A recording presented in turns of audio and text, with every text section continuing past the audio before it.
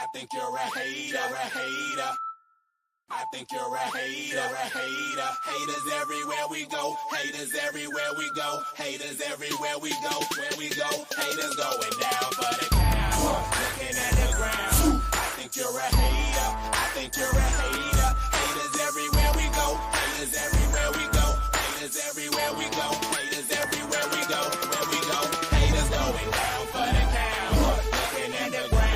I think you're a hater. I think you're a hater. Haters everywhere we go. Haters everywhere we go. Haters everywhere we go. Where we go, haters going down for the count. Looking at the ground.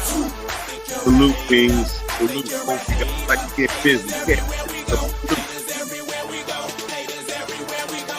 Where we go. And if you was instead of hating, you'd be ballin' too. I know you seen us fallin' too. All the rich niggas is all my crew. Fuck it, they can't touch us. If stuck up is what you call it, cool.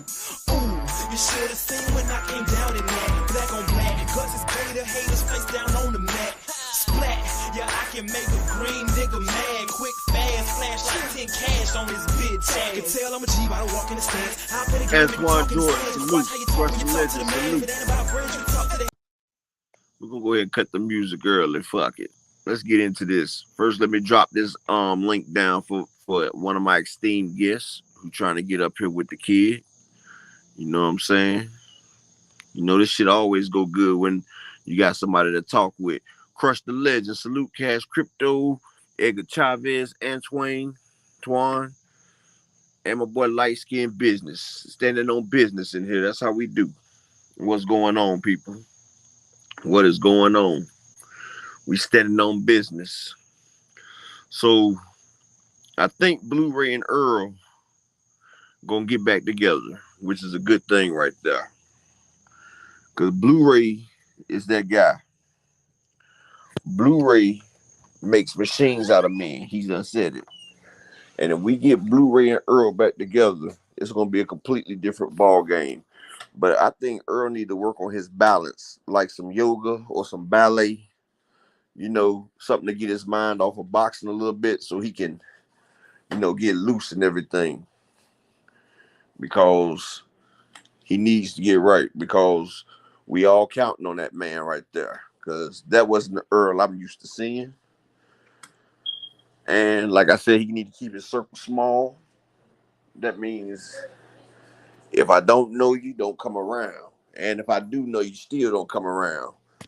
Because something ain't right. But we going to get it in. 154. I got my muscles. Bud going to be slower at 154. Because his body ain't used to that weight. Like I said, it's got weight classes for a reason.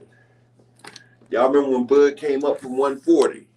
When Bud came up from 140, he was small. Remember?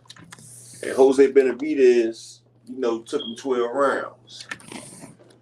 So, you know, Earl's used to that heavier weight because Earl's a much bigger guy. Earl's a much bigger guy. You said Charleston White running his mouth about Errol, Antoine? I don't even listen to Charleston White. That dude's he's the F word. He likes Badusi. You feel me?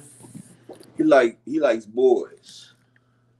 I mean, it's been proven. The man been in prison too long. That's what he likes. You feel me? So anything he says is irrelevant to me. Plus, that man a snitch anyway. And you know, I don't deal with a snitch. And that's what Charleston White is. And he tell you, he'll call the police quick. He make them boys do their job, he say. So yeah, we don't even give him no credence over here. But yeah, people gonna doubt Errol. They gonna talk crazy about him. And they got the right to. You know, he had a bad performance. He had a bad performance. But let's see what kind of performance EJ have next time. Mike Big, salute, homie. Chief Dre Box, salute.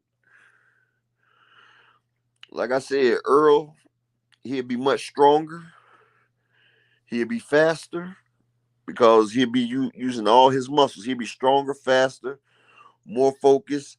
His body won't be as drained, so he won't have to drain his brain this time for the fluid because the brain is the last thing to dehydrate, but it's also the last thing to rehydrate as well. And we looked at Earl's face, and his face was still small, still bony.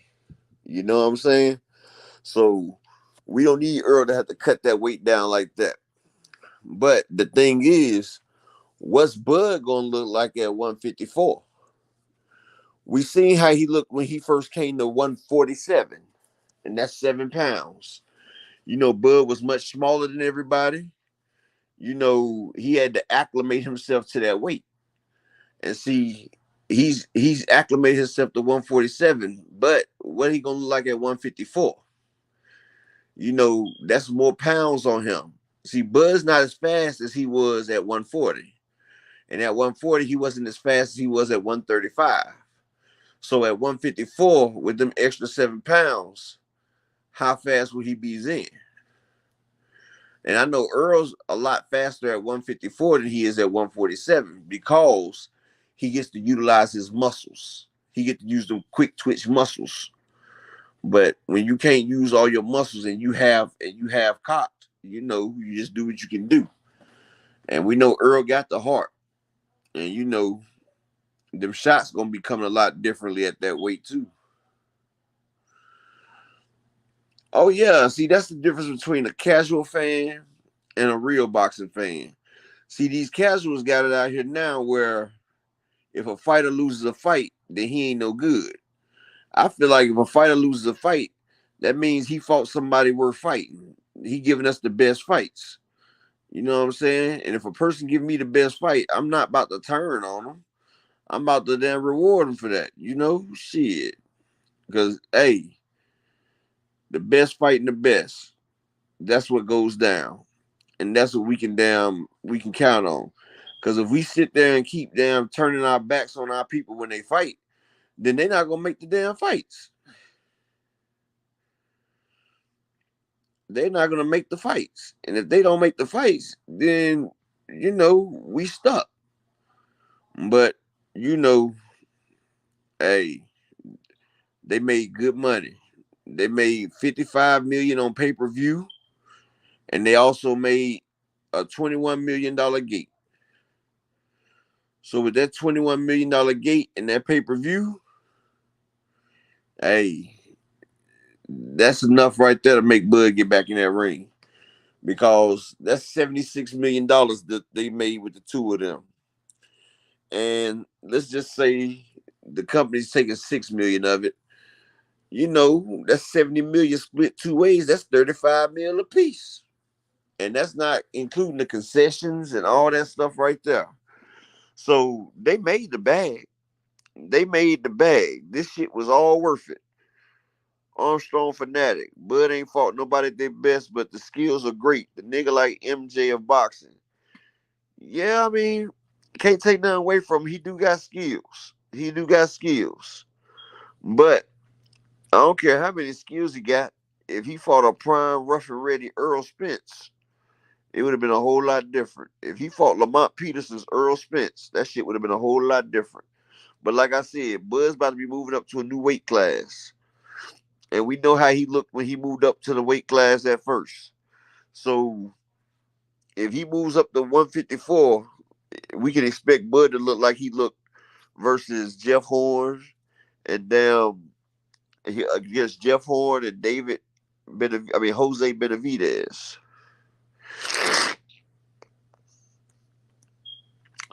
Yeah, the Bud fans don't buy no fights. They don't buy no fights. And really, Money Brown pissed me off. Money Brown talking about all this shit that he for Earl and all this and for the advancement of the sport. But this nigga sitting right there streaming the fight for people to watch on Instagram. Like he does that to every fight. But like you would think if you love boxing like you say, you wouldn't be sitting here giving hundreds of people the fight for free. Like this was a historic fight and you sitting up here trying to make a quick dollar, bro. Like that's why I be saying these niggas in the YouTube, bro, they have no loyalty, no heart, no character. They have no principles. Niggas will sell their soul for a super chat or a damn cash out. I don't ask for them. I just tell you, a person asks me about it. I tell them what my cash app is and stuff like that. If you want to send it, send it. If you don't, I'm still good, bro. Because I'm doing what I love and I'm talking to my people. Because y'all my people right now, man. Like, I don't look at y'all as members. I look at y'all as family. You know, this is a boxing community. Like, this is a place where we see the same people. We come up in here, we chill, we talk that good boxing talk. You know what I'm saying? Like, shit. And you know, I drop a couple of videos that get me paid. You know, I'm back monetized again. So, hey, that shit's nice. So, I really can't say much. You know what I'm saying? Anybody want to hop on this damn link, though? Get up here and talk with the kid. We at a sports bar, but niggas ain't trying to talk sports. How that work? You feel me? Kofi Cathcart, salute, salute. All things, salute, my G. Armstone Fanatic, salute. Make sure I salute everybody that come in here. You know, Errol Jr., salute. You know, I ain't trying to be disrespectful. You know, I appreciate everybody that come in here. Make sure y'all smack that like button so this thing can go out to the people. Appreciate you. But yeah, Earl Spence will be much tougher, faster, and stronger. Bud will be a little bit slower. And like I said, Bud was a full specimen at 140. He moved to 147. You know, he wasn't a full specimen no more. Like they said, he was small. See, Bud walks around probably at like 150 something, 160 something. And when he had to cut weight, he had to cut hard for like 10 to 15 pounds. He had to keep working out to get that 10 to 15 pounds out because he's solid. He's small, but he's solid. Like, he got his solid weight. So he ain't got no fat to give and hardly no water to give. So that's what made his weight cut so damn tough. Cause hell, he didn't really have that excess to get rid of. Like, he was stocked, popped, and ready to rock. You know what I'm saying? Like, he had his body in peak condition and maxed out to his muscles, maxed out to everything. He looked like damn Batman versus Bane. You feel me? Earl was Batman this time, and Bud was Bane. And you know, one of Earl's advantages was being the bigger fighter. Like, everybody that's done faced Earl said he's like a middleweight in there. Well, he didn't look like a middleweight in there versus Bud. Bud was the motherfucking middleweight. Like, Earl was swinging on the man was holding him back. It looked like when a dude and a girl fighting, and the dude hold the girl back, like, man, just chill, dog. Chill. You tripping, girl. You tripping. And that shit pissed me off, though. I ain't gonna lie. But I'm like, damn, he hold that nigga back like that. That's crazy as hell. Hey, Edward Jr., you have to at least say yes for your camera, bro. I mean, not your camera, for your mic. Cause if not, it's not gonna let you on, bro. You gotta you gotta say yes for at least the microphone. If you hit no for both, they're not gonna let you on the screen. Yeah, shit happens. Sometimes basketball players have an off night. Motherfucker go out there and go 0 for 20. You feel me? Like, sometimes it just ain't your night. Like, everything just goes downhill. And then they said Earl hadn't been sparring like that because of an injury. So hell, he been out the ring over a year and ain't been able to get no sparring in. Shit, that means that motherfucker was gonna be rusty as hell. Cause him taking a layoff is cool, but not being able to spar, get yourself ready. That's like you ain't shot a basketball in a few years and then you hop on the court thinking you about to knock down a three. No, you got to get your muscle memory back. You got to get in range. Try it again, Edward Jr. But say yes to the microphone. You ain't got to cut your camera on, bro. There you go, bro. Hey, you had it. You had it, Edward Jr. You had it. What happened? You was good, bro.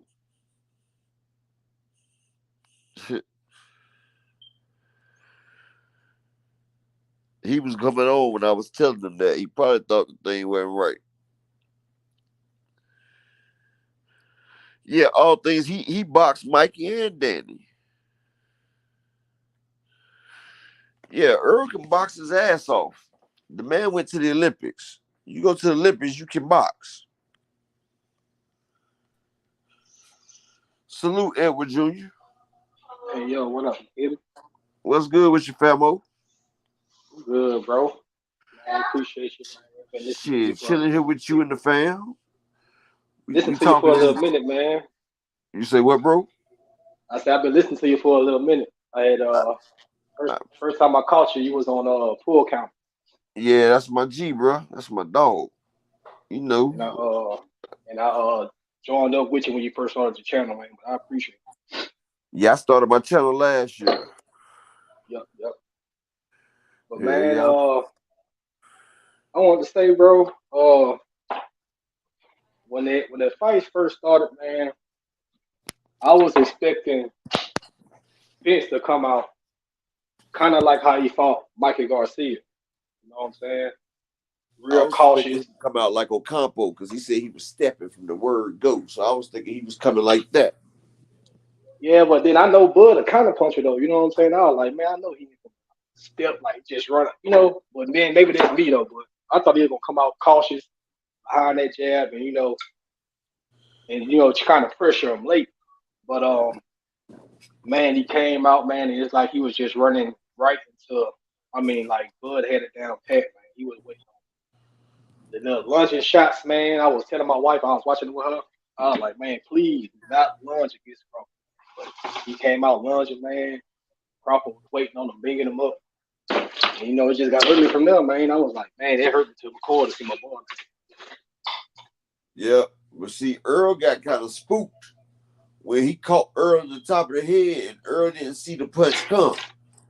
And that shit hurt his ass. Earl was like, shit. Like, the punches was hurting, dog. Like, it seemed like every punch Bud threw was extracting damage. That's why I was like, damn. I mean, like I said, I don't want to throw no controversy and nothing out there, but that shit was looking like when Margarito was hitting damn Miguel Cotto, like that nigga was like, ouch. Every time he was getting hit, and You Castro right. You right about don't that. bother him. But yeah, everybody say Bud was juice. That's what Mike Real Talk say. I'm gonna tell you like this, Bud, that motherfucker was letting them shits fly. And every time he shits hit Earl was trying not to get hit. And I'm like, damn, Earl done been in there with bigger punchers. But it was something about the Bud shots, boy. The Bud shots were hurting. And then Bud, man, like his shots, it's like he tightened up on them, man. They was more tight, and he was real accurate. Man. I wasn't used to seeing it.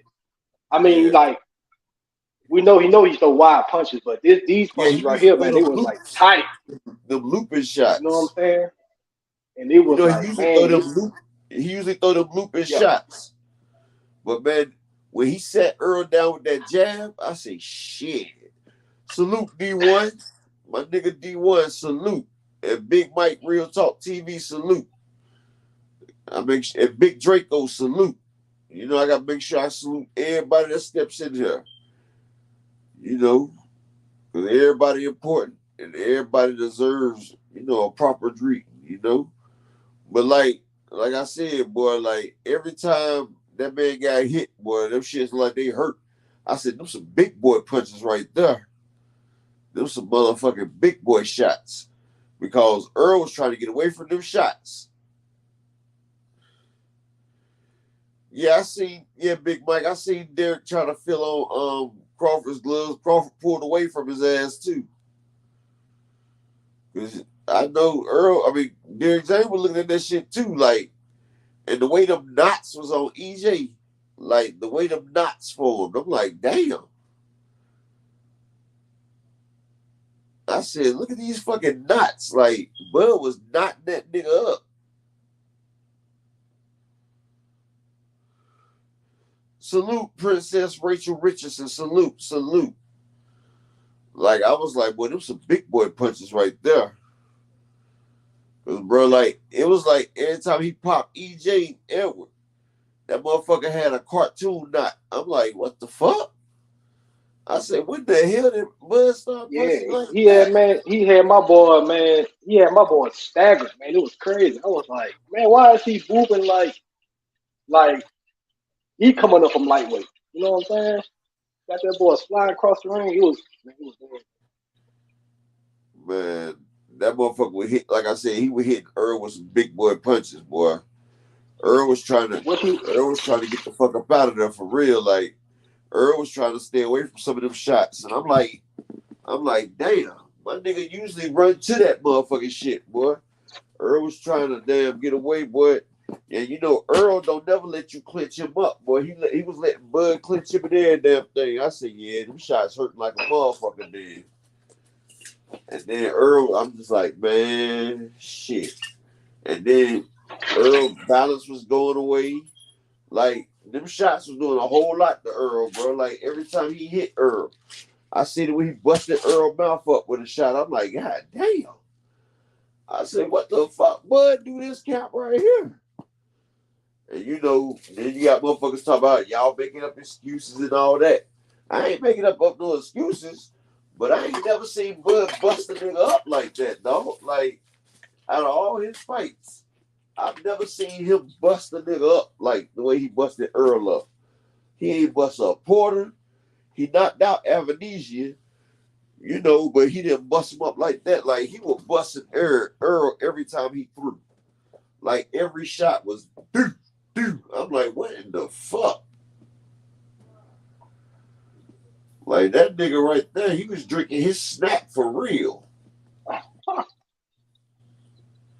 I think, man, like all the trash talk, it wasn't that big of a trash talk, but I think like how Spencer's like playing the fight, playing off his accomplishment. I think he took that real person and he just like honed in and he came out ready to prove something. You know what I'm saying? So that's why, we see that and we see Spencer. I don't want to say I just want to say I don't know what to say about that. Man. Maybe it's a weight, but I don't like the game plan how he came out, man. I think he should have. I think he should have been more cautious. Bro, the game plan went out the window. Kind of pressured him late. The game plan went out the window when he got dropped in the second round. When he hit that man right there behind, it was almost in the back of the head because it was right behind the ear. Like, that's damn near the back of your goddamn head, really. If the ref wanted to be, be politically correct about it, because he hit that man right there behind his ear where his damn eardrum equilibrium is. He popped him right there. And that shit right there took away Earl's legs and his balance. And he never recovered from that. And I'm like... I remember that when they happened with Wilder. Because you remember Wilder was doing good with Fury. He was with that jab to the stomach. Keeping the Fury off of him at base. He was getting kind of, he had some concessions there. But once he got hit behind his ear, that was a wrap. Had him all off balance and stuff. And he went back to what he knew with that right hand trying to land that big right. Yeah, once you get your equilibrium knocked out of whack, it's hard to get that shit back. Like when football players get a concussion, right? They probably they usually have to sit out for a week and go through concussion protocol before they can get back in the ring. I mean, back in the game. You feel me?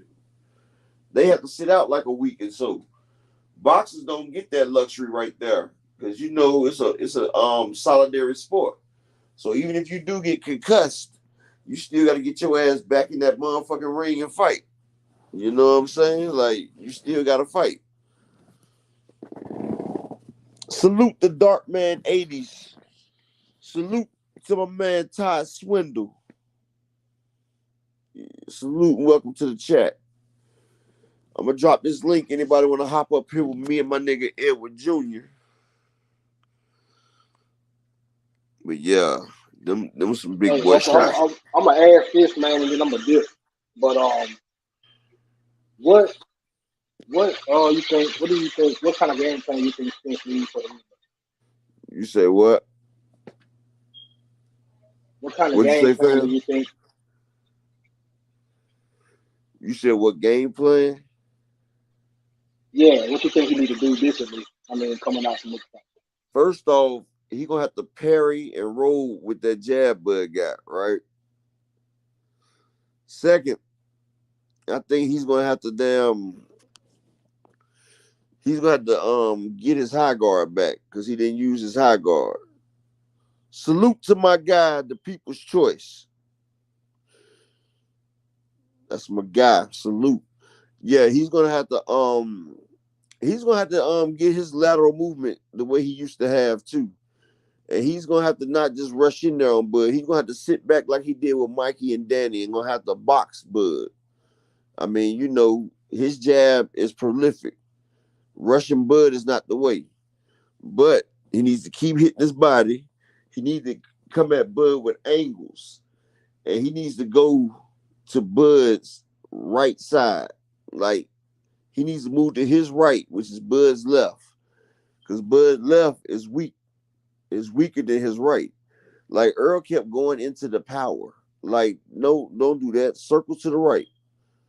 Circle to the right. Fire your jab off. Get your body work in. You know. Also, you got to get with Blu-ray. You got to be the bigger, stronger fighter. That's Earl's bread and butter. If he's not the bigger, stronger fighter, he's already at a disadvantage. You feel me? And then he's going to be he's going to be on his toes like he used to be.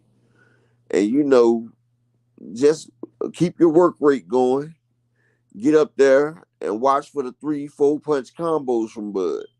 See, once people hit 140, they stop throwing them damn 3 and 4 punch combos. But some people got fast hands and can do it, like a Keith Thurman or Bud Crawford. But most fighters, they know you throw more than 2, you can get countered and put on your ass. So yeah, he gotta take away Bud's and he got a matter of fact, he got a counter punch as well. Like, he in that high guard. When Bud try to string off one of them motherfucking combos, catch and shoot. Earl, you good at catching and shooting. You do it all the time. Catch his right and fire your right straight down the pipe while he's coming with that left. Catch and shoot. And like, if he catches shoot and pop Bud, then when you pop him, go to the body. Work his body. Bud ain't had nobody work his body. Work his body and sit back, use your jab effectively. And when you jab, make sure you cat-a-corner toward him. Don't be right in front of him jabbing. Make sure you cat-a-corner to his right side. So his left hand will be back, but you still cat-a-cornered. So he's got to twist his body to try to throw a jab and hit you while you already in position. Yours going to get there faster. Like, it's a whole bunch of things that they should do, bro. Like, you got to change that game plan up because that last game plan didn't work. And like, when you come in with the jab, come in with 2 and 3 jabs. Don't just do a single jab. And when you're doing your 2 and 3 jabs, stop halfway on like the second or third one and come with the straight left because he's going to bite. He's going to bite and try to come over top. And when he try to come over top, you come over top of that with your straight left. You catch that motherfucker, he ain't going to see that shit coming. Boom! And that's going to get the party started right there.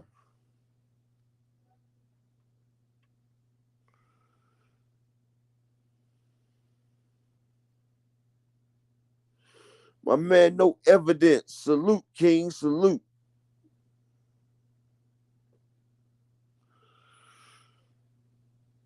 That's my guy. No evidence. But yeah, me and my guy, Edward Jr. up here. Get some more people up here with us. And Edward, you ain't got to get down, bro. You can stay up here if you want to, fam. Shit. We talking that good talk. Shit. Yeah, man, I'm up here frying chicken, bro. You say what? That man, I'm up here frying chicken, man. Oh, okay. Shit, that's what's up.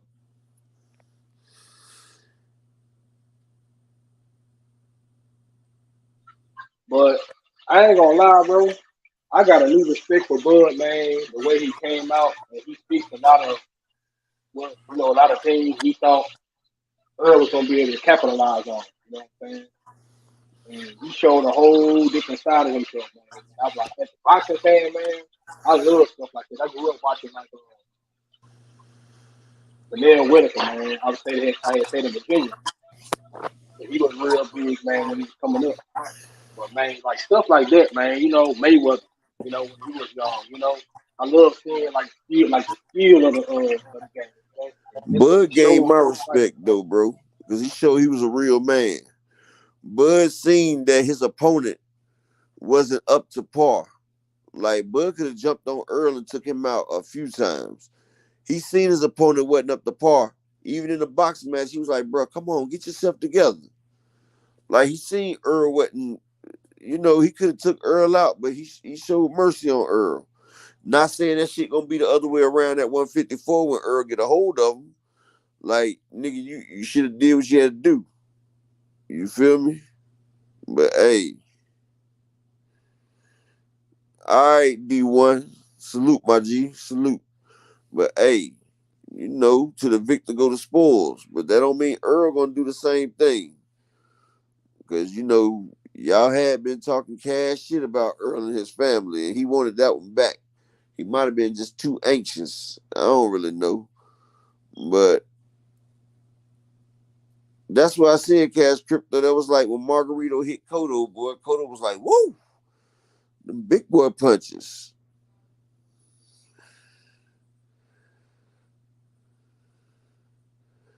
Yeah, Bud said it like in the 6th round, no evidence. He was right there. Bud had said it. He was like, man, get yourself together. Like, Earl was falling all over the place, bro. EJ was all over the place. And that shit was embarrassing, but my man kept getting up though. So you can't question my nigga heart. My nigga went down and got up.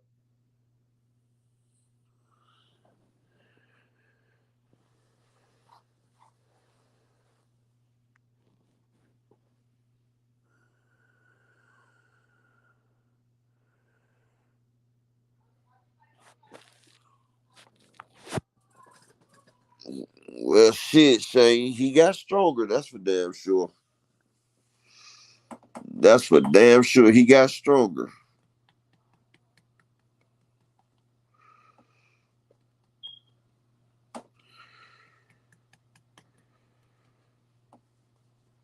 Yeah, Earl ain't about to let that shit slide. And like I said, when Earl get with when he get with my guy Blu-ray, we gonna see a whole different monster right there. But shit, I seen even in the media day workout though, Derrick James was able to hit Earl with the pads upside the head. You know what I'm saying?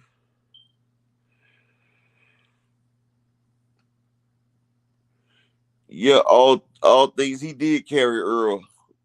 Because really Earl was gone in the second.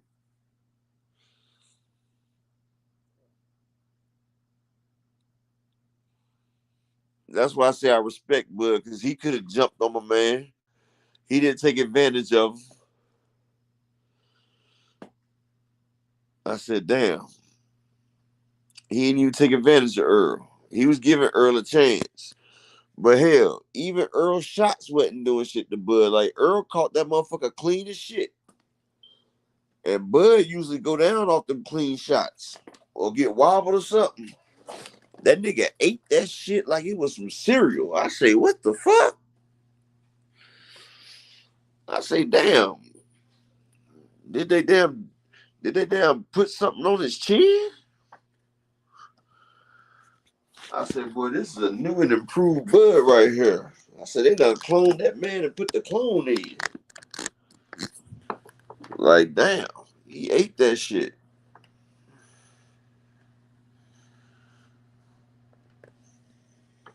He ate it like some fried chicken and hot sauce. Can't say nothing bad about that. He ate that shit. I was like, damn.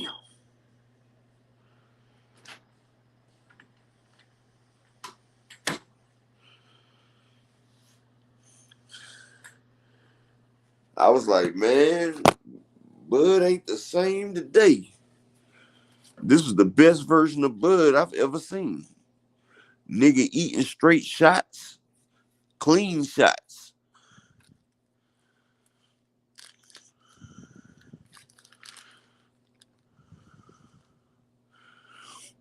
Yeah, Shane, that's why I said something was off with EJ. It was off. He wasn't right.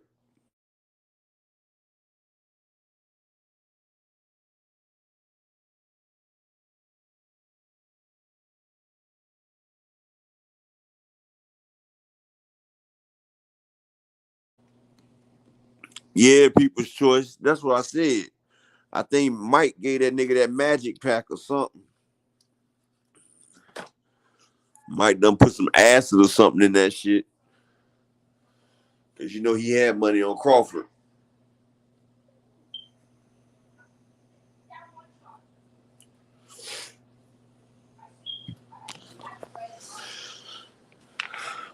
Yeah, Earl Powell wasn't there.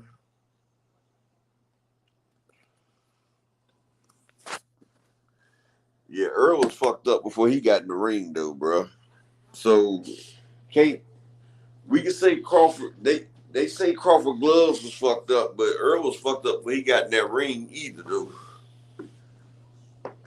Like somebody done fucked him up. And true Bud fans that keep it real would have to admit that's not the Earl they expected. Not taking shit away from Bud. I'm not gonna take shit away from Bud because if you get in that ring, it ain't no excuses. But if you a real boxing fan and you fuck with Bud, you gotta admit that's not the Earl you thought you was gonna see. And that's just point blank period. If you say it was, then you're a fucking liar, you're a casual, and can't nobody make nobody look that damn bad. I don't give a fuck who you is. This is the same guy that beat up Floyd Mayweather, bro, in his third fight. In his third fight, he beat up Floyd Money Mayweather. So you telling me he couldn't touch Bud? Come on, bro. You telling me he couldn't adjust? He's an Olympian. Come on, man. He don't win against all them people.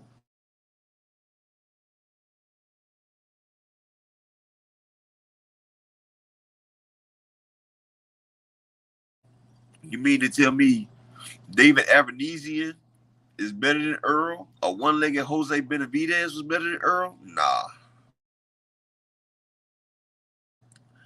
Mean Machine better than Earl? Mira Khan better than Earl? No. No, ain't no way.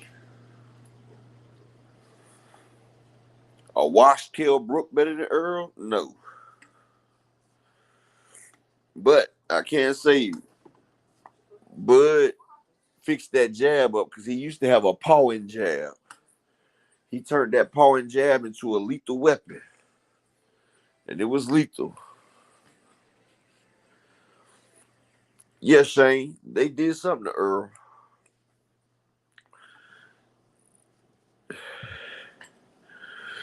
They hit him with that whoop now.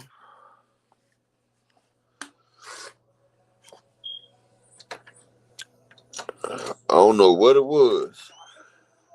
Maybe that nutritionist got paid off. Who knows? Shit. I just know my boy wasn't rehydrated. He didn't rehydrate up the way he's supposed to. And the man, yeah, people's choice. They said he didn't. They say Derrick James was trying to feel on them gloves too when he hugged Crawford too. But even if his gloves was fucked up, Earl was fucked up before he got to the ring too though. Like it was like they took all the stops out. Like nigga, one way or the other, you about to get fucked around. If he can't beat you with them gloves, we got this this hoo-ha sauce with you.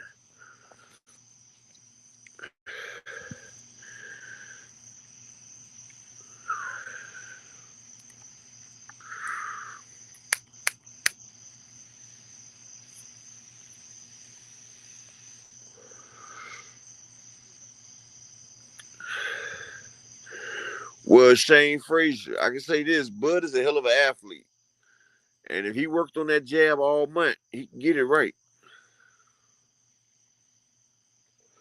But it's just so many different things. And Leonard Ellaby, he's done been with the big money fights. And Leonard Ellaby said it's the business of boxing. And he said, I can't comment no more after that. So Leonard Ellaby knows something.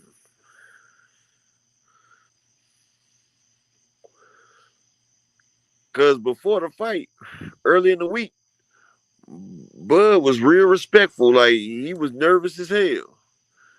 But then after the weigh-in, Bud was like, yeah. Because at the weigh-in, he seen Earl eyes was kind of fucked up. Bud, but before all that, yeah. JV, the nullify Bud's power jab, cause see, like I said, I used to box too. And, I was undefeated until I destroyed my hand. See, when Bud got that power right jab, I would move to Bud's left side, my right. I would circle to my right. And if you circle to your right, he won't be able to get that jab off because you're going to be hitting him in angles. And see, when you circle to the right, you put distance between him and that hand and you. But your left hand, if you circling to the right, your left hand will be on the inside of his right hand. So if he tries to jab, it's gonna be outside your left hand. Your left hand is inside of that. You feel me? So you can throw a straight left while he's doing that. Left hook and all that shit.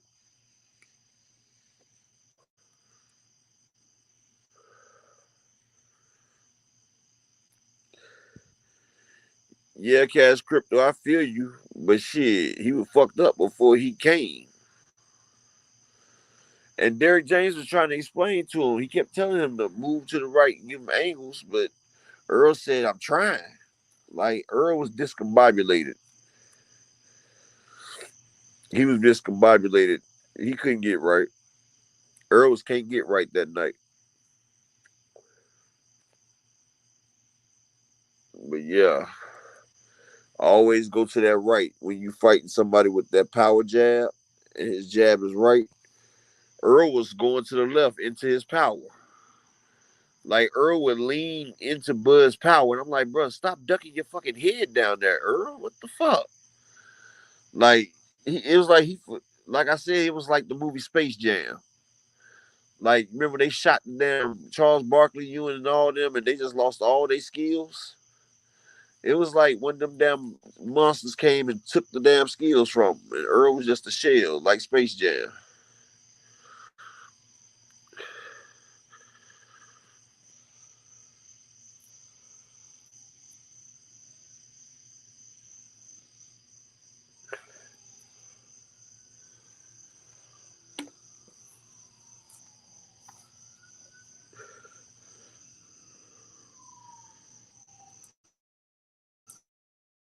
Yep.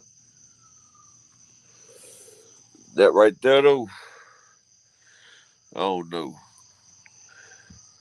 See, yeah, he was lunging all night because everything he tried to do, he couldn't do. So Earl, just being the gangster and the heart Earl, he was like, fuck it. Earl was like, fuck it. I'm still a gangster. So he tried to just rush Bud. Like, that was his last ditch effort. He had nothing else left. Like, everything he tried, he was getting tagged up. So he just figured, fuck it, I just bull rush him and just hope something land. And that's when Bud was sitting right there, and Earl caught him, but Bud sitting there holding him, looking like, shit, that's it. But at that point, Earl punches didn't have no power on it. He wasn't even turning them punches over. Like, they was more like slaps, really. They was like ineffectual slaps for real. That shit was sad though. Yeah, hit dog. That's what I said. Like Space Jam, like motherfucker came and just took all his skills and just left him like a shell. But hey, it's alright though, bro. It's vindication will come. Y'all make sure y'all hit that like button for me. Vindication will come, and it's gonna be an even bigger payday because he's gonna be way down on the damn line. And while he's way down on the line, I'm gonna get way up with that money.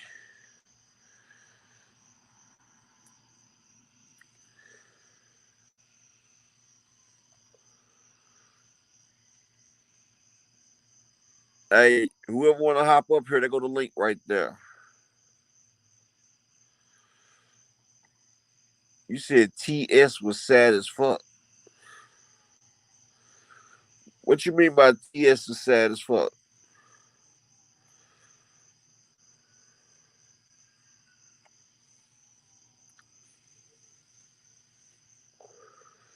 What's TS LSX Noah? Me too, Cash Crypto. Fuck that. You know, it's called the big payback. But I'm gonna look how Earl look in that training camp though. If Earl look messed up in that training camp and he look like it's really neurological and it's fucking with him, then I ain't fucking with it.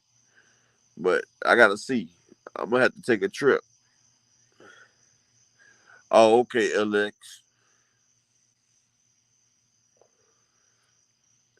Yeah, Anthony Joshua even said that. But you know, Anthony Joshua had the same thing done to him before he fought Andy Ruiz.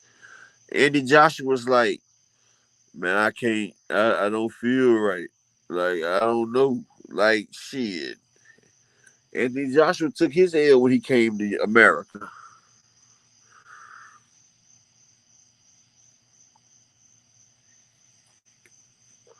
I mean, Daniel Kinahan's still out there. He ain't get locked up yet. He still controlling a lot of boxing. Hence the reason why Tyson Fury and them can't come back to America. And you know, Bud was Tyson Fury's stablemate.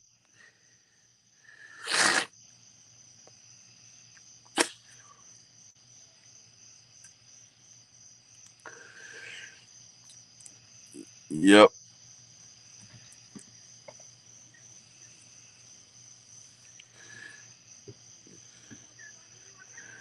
Hey, JV, Earl don't let you clinch up. That was the first time in Earl's career I've seen him accept the clinch. Because whenever you try to clinch with Earl, he'll pull an arm free and be hitting your ass. So that was the first time I've ever seen Earl in a clinch. For real. And he accepted it. And that shows me that that shit was hurting.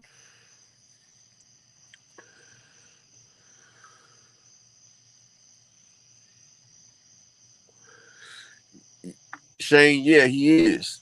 You know, he was a part of MTK Global at one time. Yep.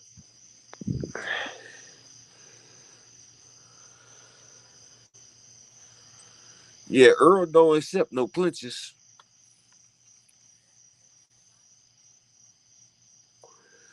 I would like to see him run it back in Dallas at the Cowboy Stadium.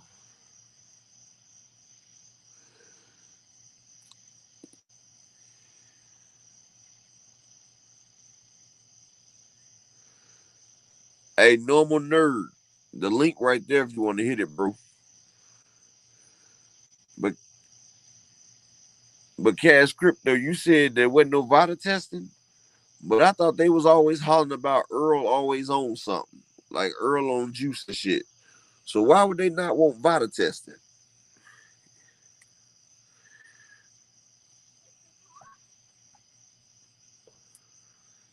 You would think they would have VADA testing the way they always say Earl is always on that shit.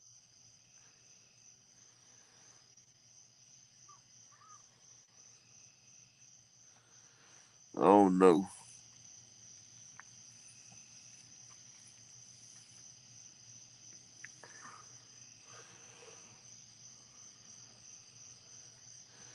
That's crazy. A snacked up Bud versus a drained drug EJ. Boy, they ain't want EJ to win. Well, this loss was good for Earl though. Earl was real arrogant a little bit. That's my dog, but he had a show of arrogance. Because that man say 50% of him can beat 100% of all these welterweights. And see, Earl should have been moved up, honestly. Like his body's been screaming. He's been at welterweight over 10 years. 10 years now. Most fighters been moved up 1 or 2 weight divisions at that time. Earl's been in that division for 10 years. He started at 152. He got down to 147. He's older. He's in his 30s. That man right there, his body, he's killing his body making that weight. And that's another thing that probably showed right there. Because he drained, like I said, the last thing that you drain is your brain. Your brain got fluid in it. But yeah, he chasing that undisputed and the promise that he made that he was gonna fight Bud right there. But you see, Earl's face was still small when he got to that ring. And anybody that got injuries to their brain, and then that's not good for them. It's not good. Let me drop this link. Anybody want to hop up here? They welcome to it.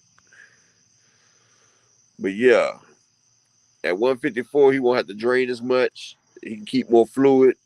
He can use more of his muscles. His muscles won't be as dehydrated. He'll be able to get out here and do his thing. And if Bud pop his ass at 154, Bud just that motherfucker then, dog. It means Bud just elevated to a higher form of Buddhism. Shit. Sometimes we watch fighters elevate, like Floyd Money Mayweather against Diego Corrales. Diego Corrales was the favorite. They had Floyd get his ass whooped. And Floyd elevated on Diego Corrales, and he became a whole different monster. Maybe Bud elevated and became a whole different monster. But I know the next fight, they need to have VADA testing, and they need to make sure they in each other's locker rooms. They need to do that.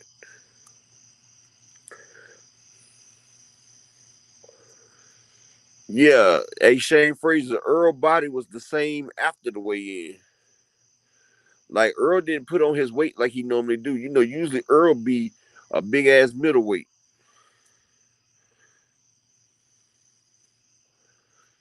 Yep. Yeah, we got to give Bud his credit. He's still a great.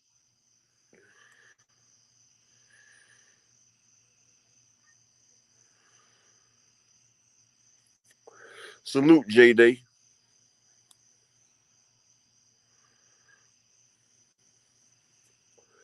But yeah, 154, that's going to settle a lot of differences. Earl going to be able to relax. Y'all remember when Danny Garcia moved up and fought at 154, right? Y'all remember what Earl told him? He was like, man, that weight feel good, don't it? That extra weight. Yeah, because shit. That shows you how disciplined Earl is to keep making that down 147. That's why he said, I'm not making 147 for nobody but Bud. I'm not fighting Thurman at 147. I'm not fighting Bouts at 147. If I fight anybody at 147, it's Bud. And if I don't get Bud, I'm moving up. Because Earl know everything he had to sacrifice and put in to make that 147. And like, honestly, I think that weight cut took a lot out of him, for real. I really think that weight cut fucked Earl up. And then Bud finished his ass off. And that's my assessment right there. I feel like that weight cut fucked it up. That weight fucked it up, and Bud capitalized on it. When you fight the elite fighter like Bud, you got to be 100%. You can't go in there 50%. He's not Danny Garcia. He's not your Danis Ugas. This the pound for pound #1 fighter in the world. He been on the pound for pound list the last 8 years. So you got to get that man his just due. You got to show him the respect of fighting him when you at your best. Because if not, the same thing will happen. Hey, Jalen, get that cup of ice water out the refrigerator and take it upstairs for me, please, baby. Thank you, baby boy.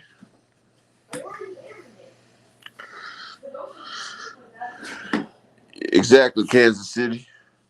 If you don't take that man seriously, but they gonna take his ass seriously. They gonna take his ass serious like a heart attack.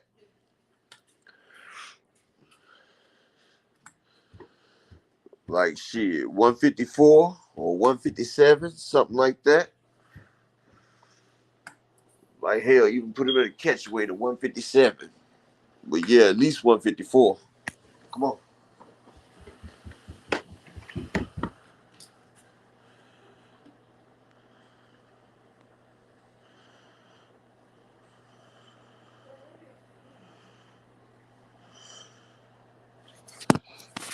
Oh yeah, Showbiz the adult. It's a funny ass dude. I remember back in 2017, we was on Showbiz the adult channel. It was just 100 of us. He had just started his channel. And we used to have like group chats and shit in there. Then he started pandering to the Canelo Alvarez fans and all that, and he blew up. It took him 5 years, but he blew up.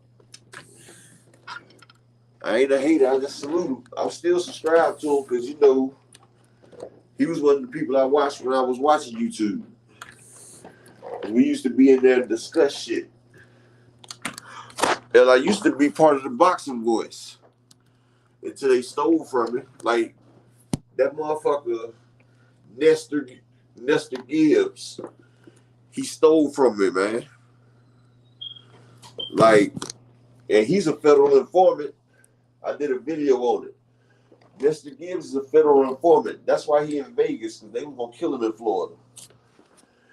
He got the plug locked up in Florida. Nestor Gibbs. But yeah, I used to support the boxing voice. I used to be on there spending big money. And I used to join in they damn they giveaways and stuff. Hell, I won the autographed Sean Porter gloves out of there. They had a pair of Sean Porter autographed gloves. I won it. So Shakur Stevenson was on there one day, right? And I know Shakur. So I spent the money so I could talk to him. You spend super chat, you can talk. So I asked Shakur, see, KQKC, the OG, salute KQ. And that link right there, KQ, if you want to hop up here and spit some of that knowledge. Anybody want to hop up here, they can get up here. But yeah, so I used to spend good money over there. And Shakur Stevenson was on the show. And I said, can you sign an autograph them gloves for my son? And he was like, yeah, Sosa, I got you. So because that was my name, Sosa Smith. He was like, yeah, I got you. So Danny and so Ness was like, he snuck that one in there. So they went on break and everything. Shakur's like, I got you, Sosa. So they went back there, took some pictures and everything, and then Shakur left. When they came back, I was like, yo, Ness, how much do I have to send for the shipping and handling? And Ness was like, what do you mean? Because they was like, well, we got a pair of autographed Shakur gloves. And I was like, he did those for me. And Ness was like, well, man, he didn't just do them for you. We forgot to get you a pair signed. And I was like, man, when he just went out there, he said, I got you. Well, we forgot to get yours signed. I was like, no, that's mine's right there. So Ness was like, well, how much you about to send for it then? So I was like, look, man, I'll send you 150, bro. That'll cover the thing. And that'll cover the shipping and handling, and you get you a little something off of it. So after I sent Ness the 150, he was like, well, we putting these up Friday for our prize giveaway. And I was like, well, dog, I just sent you the money for it. He was like, man, $150 for a pair of Shakur autograph? Come on, man. We get more than that. I was like, dude, he made the shits for me. And then I sent you the money. Then just send me my money back, bro. Well, man, so he beat me out of $150. Plus he beat me out the gloves. So I was like, you know what? Nigga, I used to cash app and send him, because see, that's my business was doing good before I got hit up. But I was like, bro, I used to cash app you like $30 a day, at least. I was like, well, shit, you saving me money now, dog. I said, you did it to yourself. I said, fuck it. So I started coming through, and Walk Daddy hit me up in the damn Instagram. And he was like, well, man, I'm about to go to the Ugas fight, and I'm gonna see Shakur up there. And I'm gonna get it signed for you. And I said, I'm gonna get you something for Shakur. I was like, appreciate it, just get it for my son. So push come to shove, Danny ain't hit me for like a week and a half after that time. And I was like, Danny, what's up? Oh man, I forgot. And I was like, you know what? Don't worry about it, bro. Y'all don't worry about it. I'm good. So I end up going and getting the shit done myself. So then I went ahead and put that nigga out nigga, you was a snitch that ran from down Florida. I got the whole video and his paperwork. Yeah, they auctioned them People's Choice, but I stopped fucking with them. Yeah, KQKC, like the nigga did me dirty, but it's all good, you know.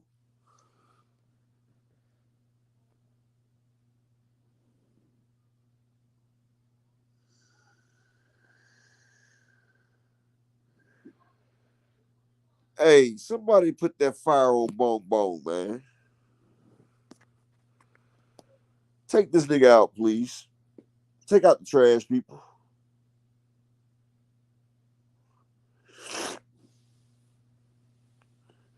Yeah, People's Choice. And if you remember, I'm the one that won the auction the first time. Because this was my name right here.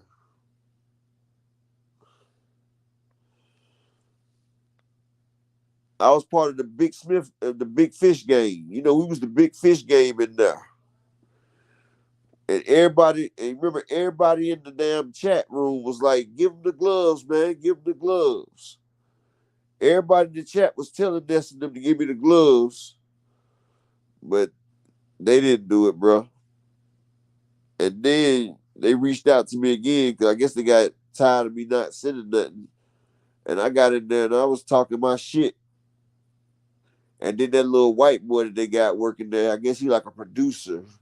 He wanted to talk a little shit, talking about, well, why are you here? And I was like, dude. I said, man, sit your little corny white country bumpkin ass down, bro. I said, niggas don't even want to see you, bro. Like, nigga, you not shit. I said, all you is the payday in the face. I said, dude, don't ever talk to me, bro. Because I said, I could end up in Vegas on your ass. I said, I really like that. You better check my motherfucking jacket, dog. And, yeah. Hey, Edward Jr., don't time that nigga out, man. Hide that nigga, bro. Just hide him. Somebody hide that nigga. He did this shit the other night. Tired of him. And that link's there. Anybody want to come up here and talk that boxing talk? Yeah, showbiz does do a lot of cooning, bro. Like a lot of people do. But like I said, people, bowling, salute, king, salute. But like a lot of people don't keep it 100. Like I used to fuck with Money Brown, but he lies though, bro. And I'm not gonna slander Money Brown, but we know this fight right here was legendary. This is a big fight. Why are you streaming this fight for over 100, 200 people? That's fucked up, dog. We taking away the revenue from the damn fighters. Now, if motherfuckers don't give us another big fight, then you can't really say nothing because you add to the damn degeneration of the fight.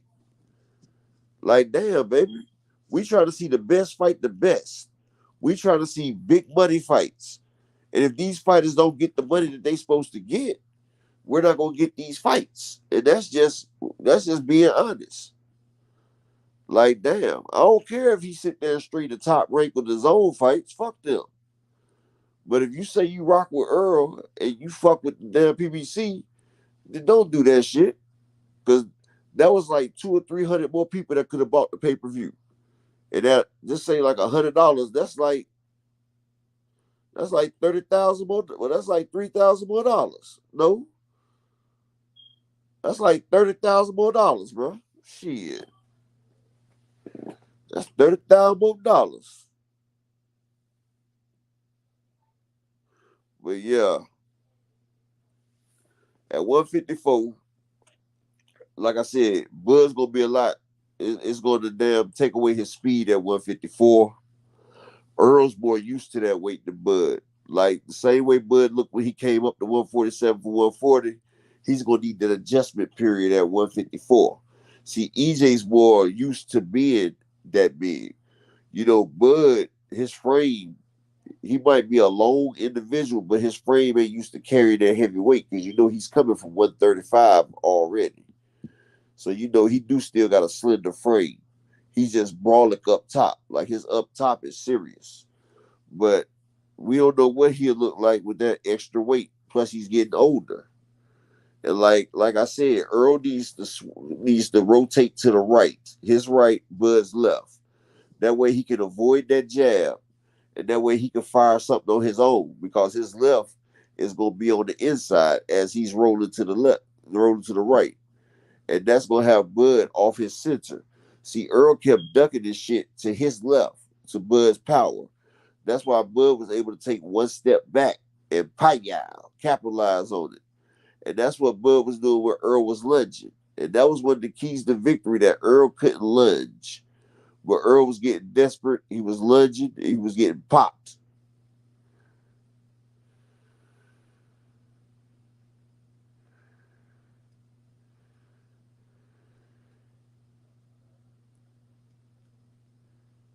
Yeah, I don't care about the other ones. But you know, we was trying to get the big money fight. Like Earl, we fuck with that shit. We trying to get everybody to buy it so they can keep doing it. That's what I'm saying. I don't give a fuck about the zone. I don't give a fuck about top rank. Like they don't give us what we ask for. But if we asking for that shit, we need to get that shit. Like, hell, I even bought the fights from both my brothers. They wanted to come over my house to have a fight party. They wanted to come over. I said, nah, just go ahead and watch that shit at your house here. Because, hey, I bought the fight 4 times. 4 times.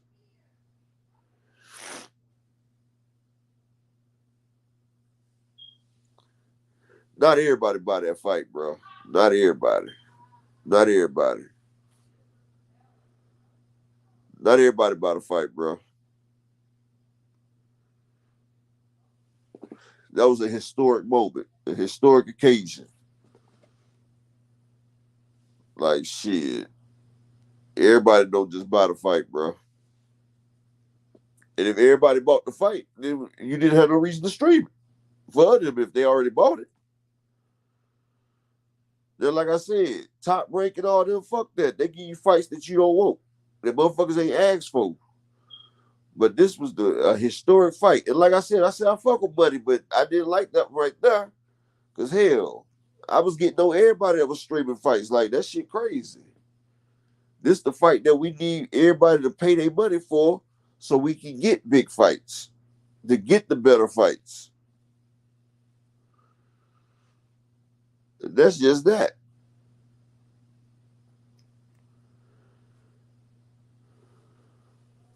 But like I was saying, Earl gonna have to move to his right. And if he moves to the right, then that right there is going to give him a tactical advantage over Bud's power jab, because he's going to be catacorner and he's going to give him angles. And Derek James was trying to explain that to Earl, but Earl, he was messed up. Like that shot to the head in the second round, it messed up his equilibrium. And if you heard Earl, he said, I'm trying. And we've never seen Earl like this. We never seen Earl. And like I said, every punch, I'm not making no excuses for Earl because Earl ain't making no excuses. And I'm not saying nothing bad about Bud. But what I'm saying, every one of the punches that Bud hit him with hurt. And I don't know what Bud did that training camp. And I'm not about to slander that nigga. But every one of them shots hurt. Like Earl was getting up off them shits. Yeah, people keep saying he didn't take the gloves off. Like, I hate to say it because then they gonna cliche me talking about we all making excuses. But man, it looked like when Margarito and Cotto fought. Like, man, Earl was putting up two hands trying to block that shit. Like, I'm like, what the fuck? Like, them shits was looking crazy, bro. Like, them shits was coming. And I've done seen Earl take some big shots. Like, and I hit Derrick James up. He ain't got back with me. I think he working with AJ right now. But I've seen Earl in the gym take big shots from big niggas. You feel what I'm saying? Like, them shots right there, bro, they were pinging too differently. They was hitting hard as shit, man. And it's crazy. It's crazy because, yeah, Bud put him down with a jab, but Bud jab was a straight. So I really can't say much about that because he hit him right there on the button. And like I said, it takes 15 pounds of pressure to knock somebody out. It takes 15 pounds of pressure to knock somebody out. And he caught Earl right there on the money when he hit him with that straight right jab. See, he turned his jab into a straight right. And he caught Earl. And he caught Earl lunging. Earl, that was one of the keys to victory. He can't lunge. Because if you lunge, that leaves yourself open. And see, Earl was a lot quicker to get back on some people, but he wasn't able to get back on Bud. Bud was a little bit quicker. They're gonna link anybody want to hop up here, anybody. But yeah, that shit was much quicker.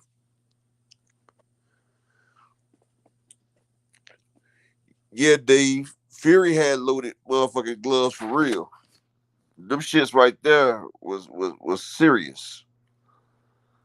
Like, no, his shit wasn't loaded. He just didn't have no pads in his glove. Fury didn't have no fucking pads.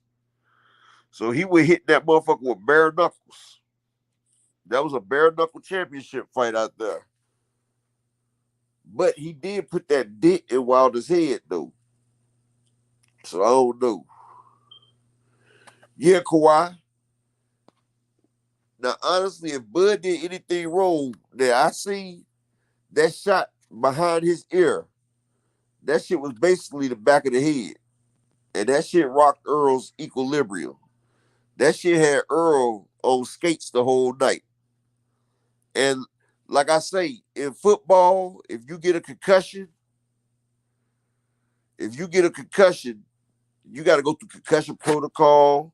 You don't even get to go back to the next week. You might not even get to play. But in boxing, it don't matter.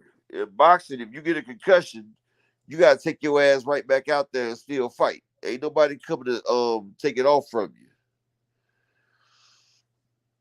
My man Dave Skate said, fuck that, them shits was loaded. Like I said, Earl was reacting to them shots like something was wrong with him. I ain't going front. He was reacting like he was getting hit with some bricks.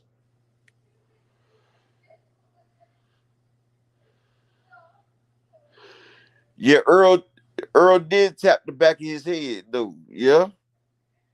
He did it twice. I think that might have been the shot that they was working on. They were working on that shot. Catch that nigga in the back of the head and fuck him up. Because people know if you fuck up a person's equilibrium, then you know, shit, nigga fucked up.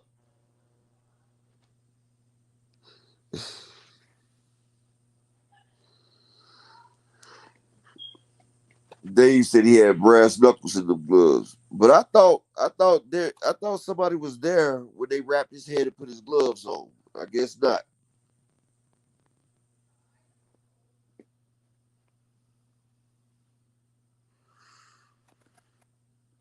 Yeah, Dave. He did knock Earl up like a motherfucker. Earl was knotted the fuck up. Like it was boop, boop, boop. It was like every shot was giving Earl damn speed knots. Like he was getting hit. And I was like, shit. That motherfucker was getting hit hard. And that shit was bruising Earl, busting him up.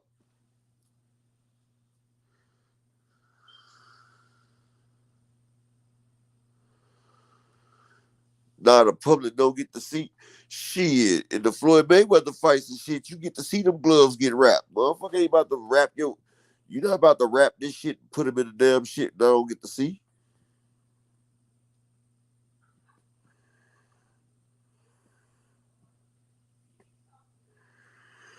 Yeah, Dave, he busted Lubin's shit up.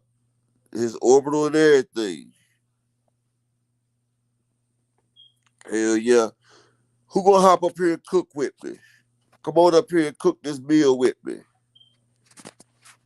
Anybody can hop up here. You know, it's an open chat for everybody. This is a sports bar. Everybody's opinion matters. You feel me? It's an open panel. Jay Cooley, my guy. Salute. C-Bo, my guy. Salute. And let me say salute to my boy Dave Skates all day. You know, I got to make sure I salute everybody when they come in here. J-Day, salute. Bowley Bow, salute. Hid Dog, salute. I forgot to salute my people as they came through the door. I'm sorry about that. Kawhi Elliott, salute. Y'all came through the door and I ain't even offer y'all a drink. My bad.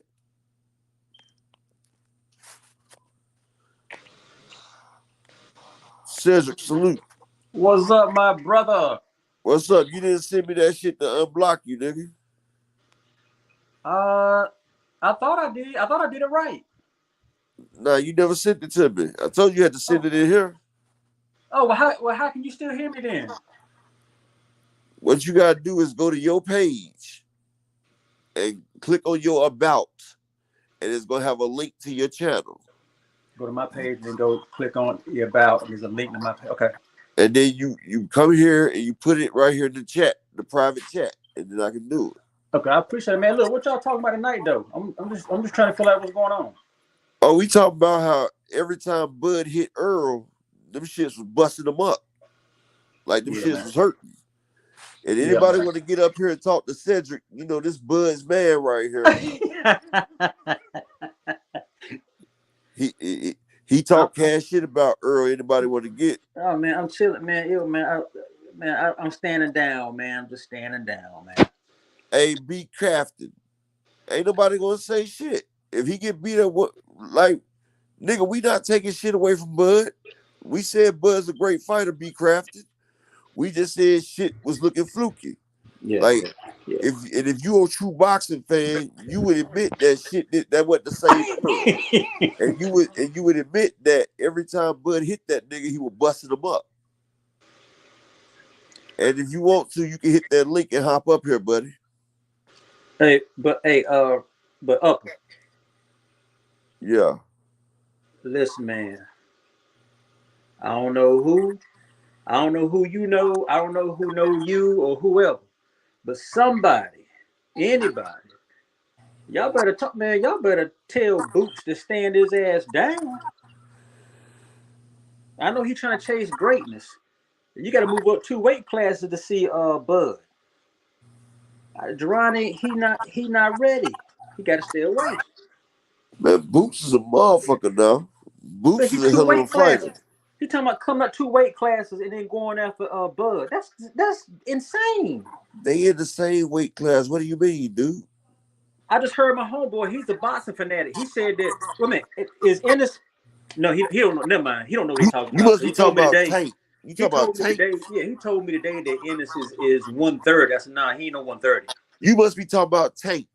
Yeah, Tank 135. Is you talking about Tank coming up to fight Bud? No, I knew what he was trying to say, but instead he said boots. I was like, no, I don't think boots in the same weight class. And I said, I thought about it. Boots I said, was you must be Earl talking Spence about Tank. mandatory. And Boots told Crawford, let's get it. They the same weight class, dude. I know. That's what I try to tell him. So wait a minute. He's Crawford's mandatory. Yeah. He's Crawford IBF mandatory. Hey Right man, now. what you think about Wallow doing that shit, man? Hey, Wallow was adding grease to the fire, you know. I mean, it's fucked up that you show private conversations. Yeah, man. But he's just trying to get that grease popping. And Boots gotta wait till Earl and Crawford run that shit back. Well, here's the thing. Errol keep going back and forth. Now, either he gonna say 147 or 154. Either Bro, way, he not gonna want it. Earl is not trying to fight at 147, bro. He He better said not that. be. Thank God. 147 is bad for his body. Earl said Oh he could shit. do it at 154. They said they're gonna do it at 154. Yeah, because Bud said he had a hard time with the weight cut. Yeah, Bud gonna get his ass with that 154. I don't know. No, sir. I'm gonna tell you right now, Spence getting his ass whooped again. I'm telling you now, right now, Upper. I'm telling you. He'll get it there too. You know what? You know why I say that, man? I thought about Is it. you a Bud fan? No. I am a Bud fan. I'm a faithful Bud fan. But I'm talking about if I played an outsider looking in, anytime you get beat down the way he did, psychologically, he'll never be the same. You want me to tell you something? The way he got his ass whooped. Look, he didn't get his ass whooped. He got his ass whooped. The link is there in the chat, family. I just don't see because when that happened, I think about all the greats, right? Okay, let me tell you one thing. If you think about the greats, right? Remember Margarito and Cotto? Yeah, after he hit him with that damn brick. You know, Margarito beat the shit out of Cotto, right? Yeah, the first time he cheated. But did Cotto come back and beat his ass in the rematch? Yeah, without the damn without the cheating. Oh, but that's not what you said. You said you never seen a great take an ass whooping like that and come back. Listen, you Cotto, said Margarito, right? You said you never seen. Right? No, listen, bro. You said you never seen a great fighter take an ass whooping like that and come back. Margarito beat the shit out of Cotto like that. Cotto came back and beat that nigga ass. Do you know do you know why Margarito won that first match? You don't know, do you? Because he had ceramic wrap gloves. He had plaster in it. So what you expect? They saying Bud had plaster in his gloves right now. Oh man, people got more people got so many excuses. I thought about the other night. Nobody saw the effects of Errol Spence's car accident when he beat Danny Garcia. There was no I sign. didn't say shit about car accident. I said every time. Can I quote you? Can I quote you? Can you let me cook? I just want to quote you. Go ahead, bro. I just want to land the plane. What I'm saying go ahead. Is, I know what happened to Spence is. I know he has some medical issues going on, but people are still on the low. Not you, but other social media platforms on the low, still saying that there was some type of excuse. Like, yo, when y'all gonna give Bud his shit? Like, when y'all gonna do it? Now, let me get off that right quick. I want to get back on to Errol Spence. What I'm saying is, if you look at all the greats, let's say you and I go back 30 years, right? Yeah. Like we've been knowing each other. Let's say you and I Let the plane, bro. Let the plane. Okay. Let's say you and I have been knowing each other 30 years. If I would have told you back then, I say, yo, Upper, there's gonna come a time in which at his prime, Mike Tyson's gonna get knocked the fuck out. You probably said, man, you shut the hell up. You just bullshit. But it happened. Nobody I would have told you because I seen holes in Mike Tyson game back then. Just people was just too scared to exploit him. Okay. But what I'm saying is, so then you had that. So then you look at Roy Jones, the way he got knocked out by Tarver, and then Glenn Jones housed him for like 12 minutes. You know, Roy Jones was a shell of himself after he lost all that weight coming back down from light to light heavyweight from He heavyweight. had no listen. He had no business doing that with Tarver to start. But that was a decision. Then I look Well, at you know, he did have business doing it because Roy Jones was the only fighter to move up over 50 pounds and win a heavyweight championship belt. he did that. But look at what it cost him. It cost him greatness. It Yeah, cost him greatness. no, He went from it caused him to get his ass kicked by journeymen over the years. And then I thought about um then I thought about bro, Pacquiao let want the this same. plane, bro. Let this damn plane, How gonna land a plane? You keep going to bring it back up in the air. Then I bro. look at how Pacquiao got knocked out by Marquez. He was never really the same like that. And Errol Spence, during this magnitude of a fight, took the worst ass whooping ever. That is in the back of his mind. You can't escape that psychological. You can't. You can't. You can never get Oh, over. okay. Now we landing. Y'all get off the plane now. Y'all some bad Okay, hosts. Earl got through a Ferrari at an excess of 100 miles an hour. That's the worst ass whooping the Bud could ever put on him. For one, Well, he the one Holyfield telling me he took that, walked away. bro. Now let me land, bro. Let me cook. Holyfield got his ass whooped by Riddick Bowe in that first fight. Came back and beat him in the second fight. You feel what I'm saying? Deontay Wilder. What happened the third fight? Let me finish fight. Let me Okay, what happened finish, the third bro. fight though? Okay, Riddick Bowe, he upped his skills because he got his ass whooped. My Iron man. All sharp right. is iron. All Iron right, go ahead. sharp is iron. But Proceed. stop interrupting me like you said, buddy. Okay, brother. Okay, Deontay Wilder, in his second fight, he got destroyed by Tyson Fury, who cheated, who beat him badly. Bruh, stop. He had loaded gloves. He had messed up gloves. Bro, you gonna let me finish, bro? I'm just laughing. I'm not interrupting. Okay, I'm laughing. so Go ahead, brother. Tyson Fury destroyed Deontay with some damn cheating. Loaded gloves, fist not in the gloves. He howled for meth and shit. Oh my. And then Deontay Wilder come back in the third fight and fight him. He had too much weight on. He had too much weight on him, but he came back and fought him. I'll mute you. I'll unmute you when I'm done. But he had too much weight on him, and so he lost. But he came back. You know, you sit there saying people can't come back from an ass whooping. I remember Diego Corrales and Castillo. You know, Diego was getting his ass whooped, and he still he got the courage and busted it up and got the win. You can't say a motherfucker take an ass whooping and can't come back and fight. That's all part of boxing.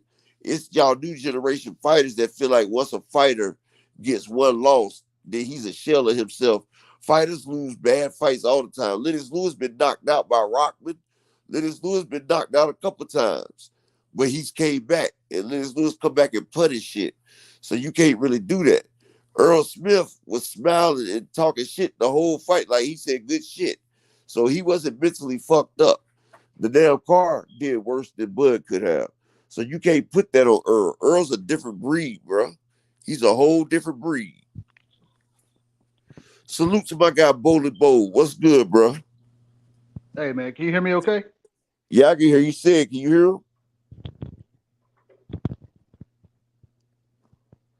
Hello?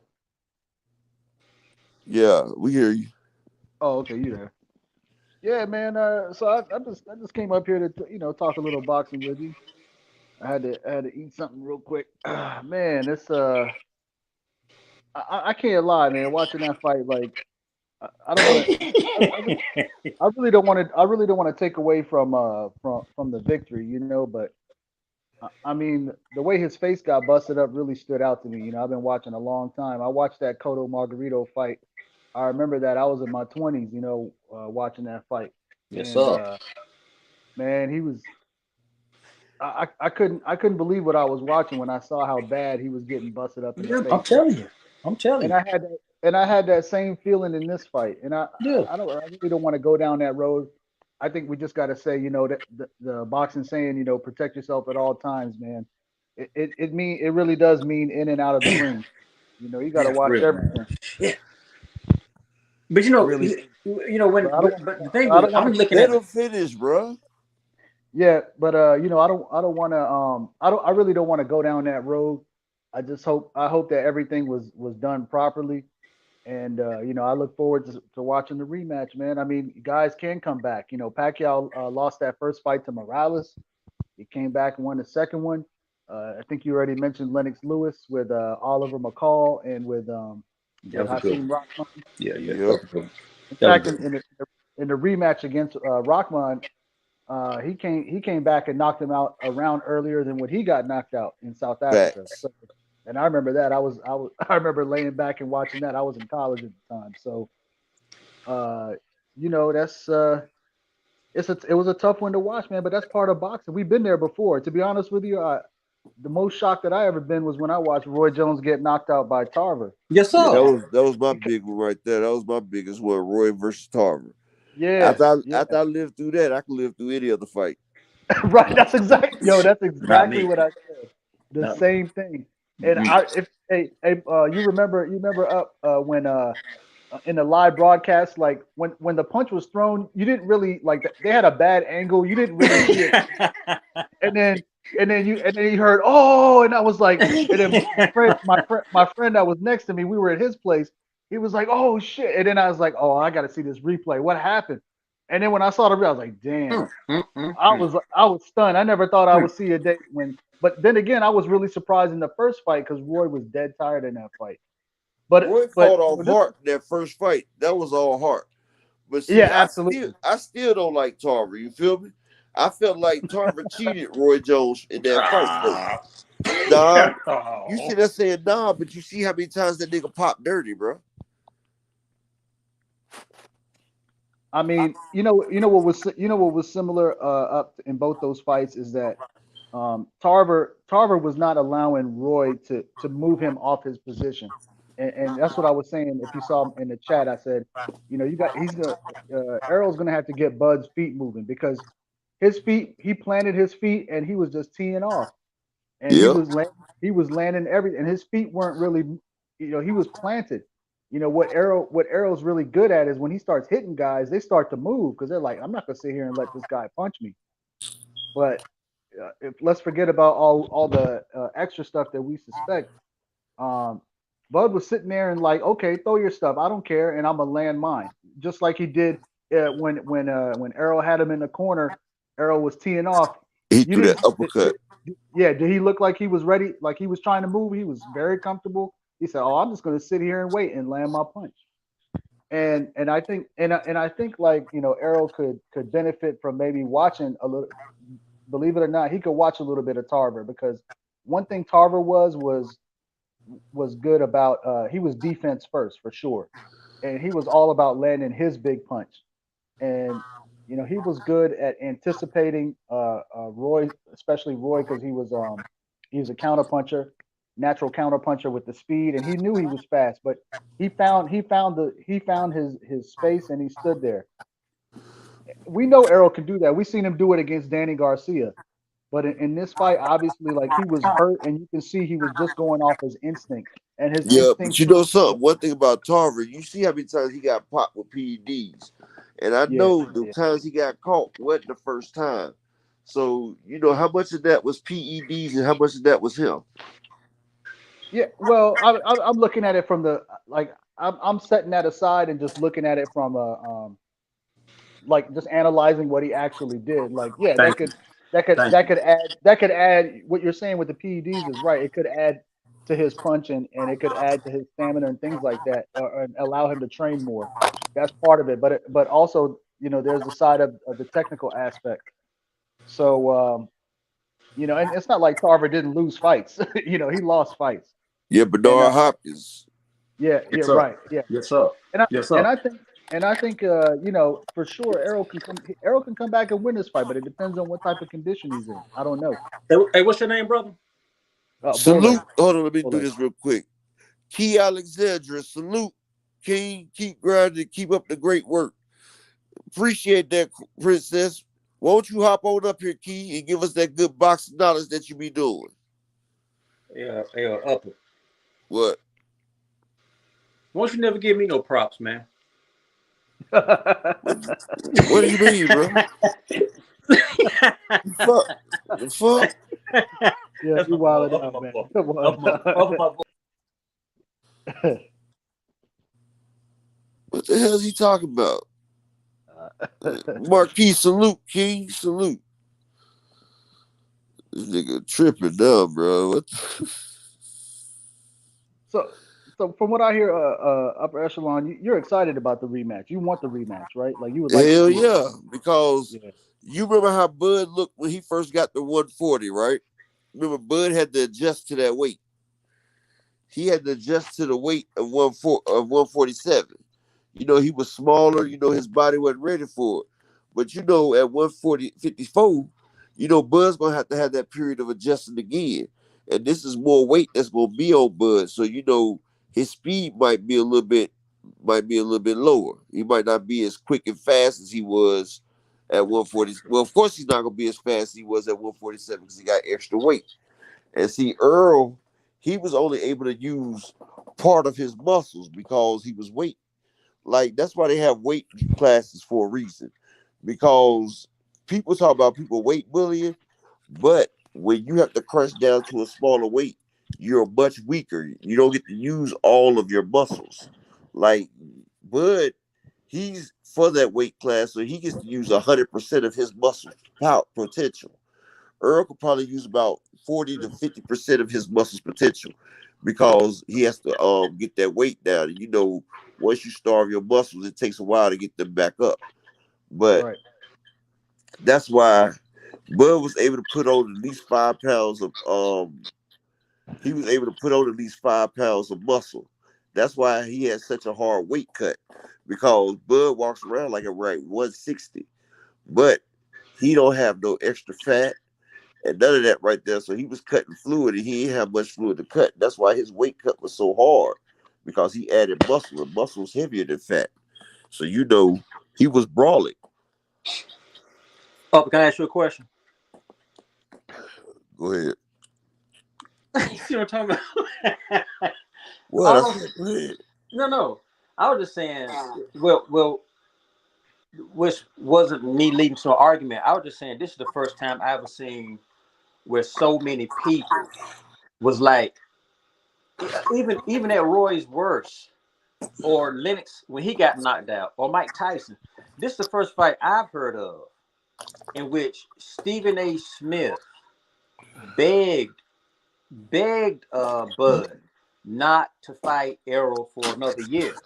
Then the second thing I was thinking Stephen about A. was, Smith don't know shit about okay, boxing. He don't okay, even up, he don't up, even know what a hold up. on I just one want to second. finish what I Hold gotta on say, one bro. second, bruh. Oh man, Stephen A. Smith don't know shit about boxing. He didn't even know what a you're fucking not letting pull. me finish though, brother. You're not He letting didn't even know me what a finish. damn pull counter was, bruh. Hey, Stephen A. play Oh, the have video. mercy. Hit the bag. Hold on for a second, bro. Let me finish talking. He didn't know what a pull counter was or nothing. Like they don't know shit about boxing at ESPN. That's not one of their big sports. Now go ahead. Oh my god. Go ahead, dude. So Finish.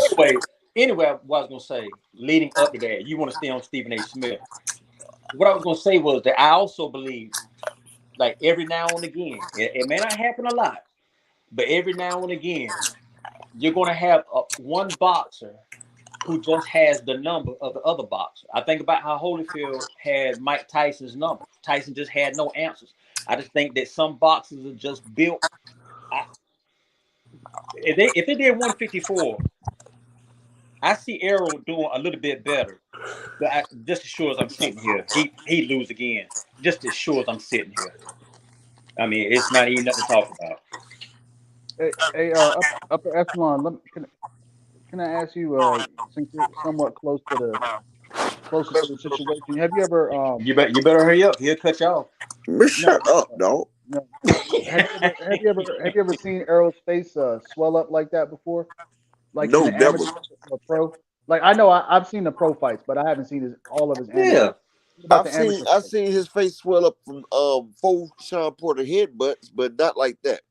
Yeah, I've well, never I seen remember the Porter fight. Yeah, yeah, but it is swell like that. It Low is no, it three. swell didn't. up like that. Like that shit look like a soap in a sock swell. Like Earl shit ain't never swell like that. Emmanuel Larte didn't swell him like that. And he caught Earl a few good times. Like I've never seen him have them type of knots right there. Like he was having knots. Like he had pink knots. I've never seen him swell, and I've done documented all his fights and everything. Hold on 1 second. Salute to my guy Errol Muhammad. He say salute upper. I never thought I would see boxing fans say they don't want to see a rematch. No doubt EJ got whooped, but he deserves redemption. Facts. And Yeah, I he think sure he's do. gonna get his redemptions too. He sure is. In the form of an ass whooping. Yeah. I asked that question seriously because I was that I'm sorry that just it took me by surprise, man. It wouldn't have surprised me if he had lost just because it's a boxing match and he's fighting against a really good fighter. So I could see that, but that was the shocking part, man, because it was The like the second shocking part round, was he showed red. the difference in skills. Like it was like Earl, like I said, like he was on Space Jam, and they just took all his skills because Right. like Earl looked like he was trying to get away. Earl was trying to get away from the shots, bro. And I've never seen Earl shy away from a punch and shit, dog. And Earl's been hit by the best of them, the biggest of them. You know what I'm saying, You can send that power. bro?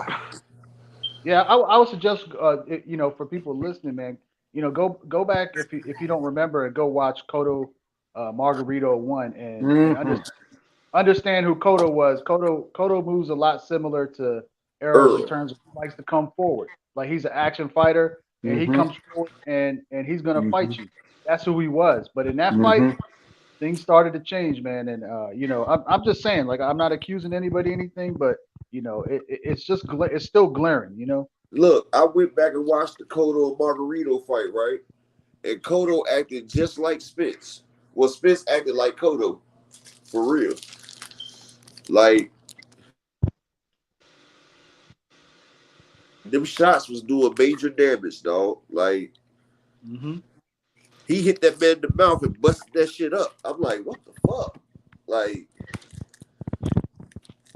he was I Wow. sitting mean, there popping with that jab, and every time he hit Earl with that jab, he was fucking Earl up. And it got to the point where them shits was hitting Earl so hard and knocking Earl senseless, bro. Like them shits was knocking Earl fucked up.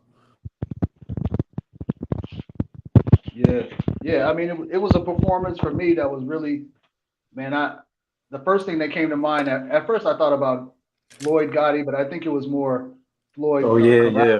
You I think it notice was that more Bud Floyd didn't even Corral. throw that many shots. He didn't throw that many punches. Right. But every punch that he threw did lethal damage. He didn't throw many, but each one he threw did what it was supposed to do.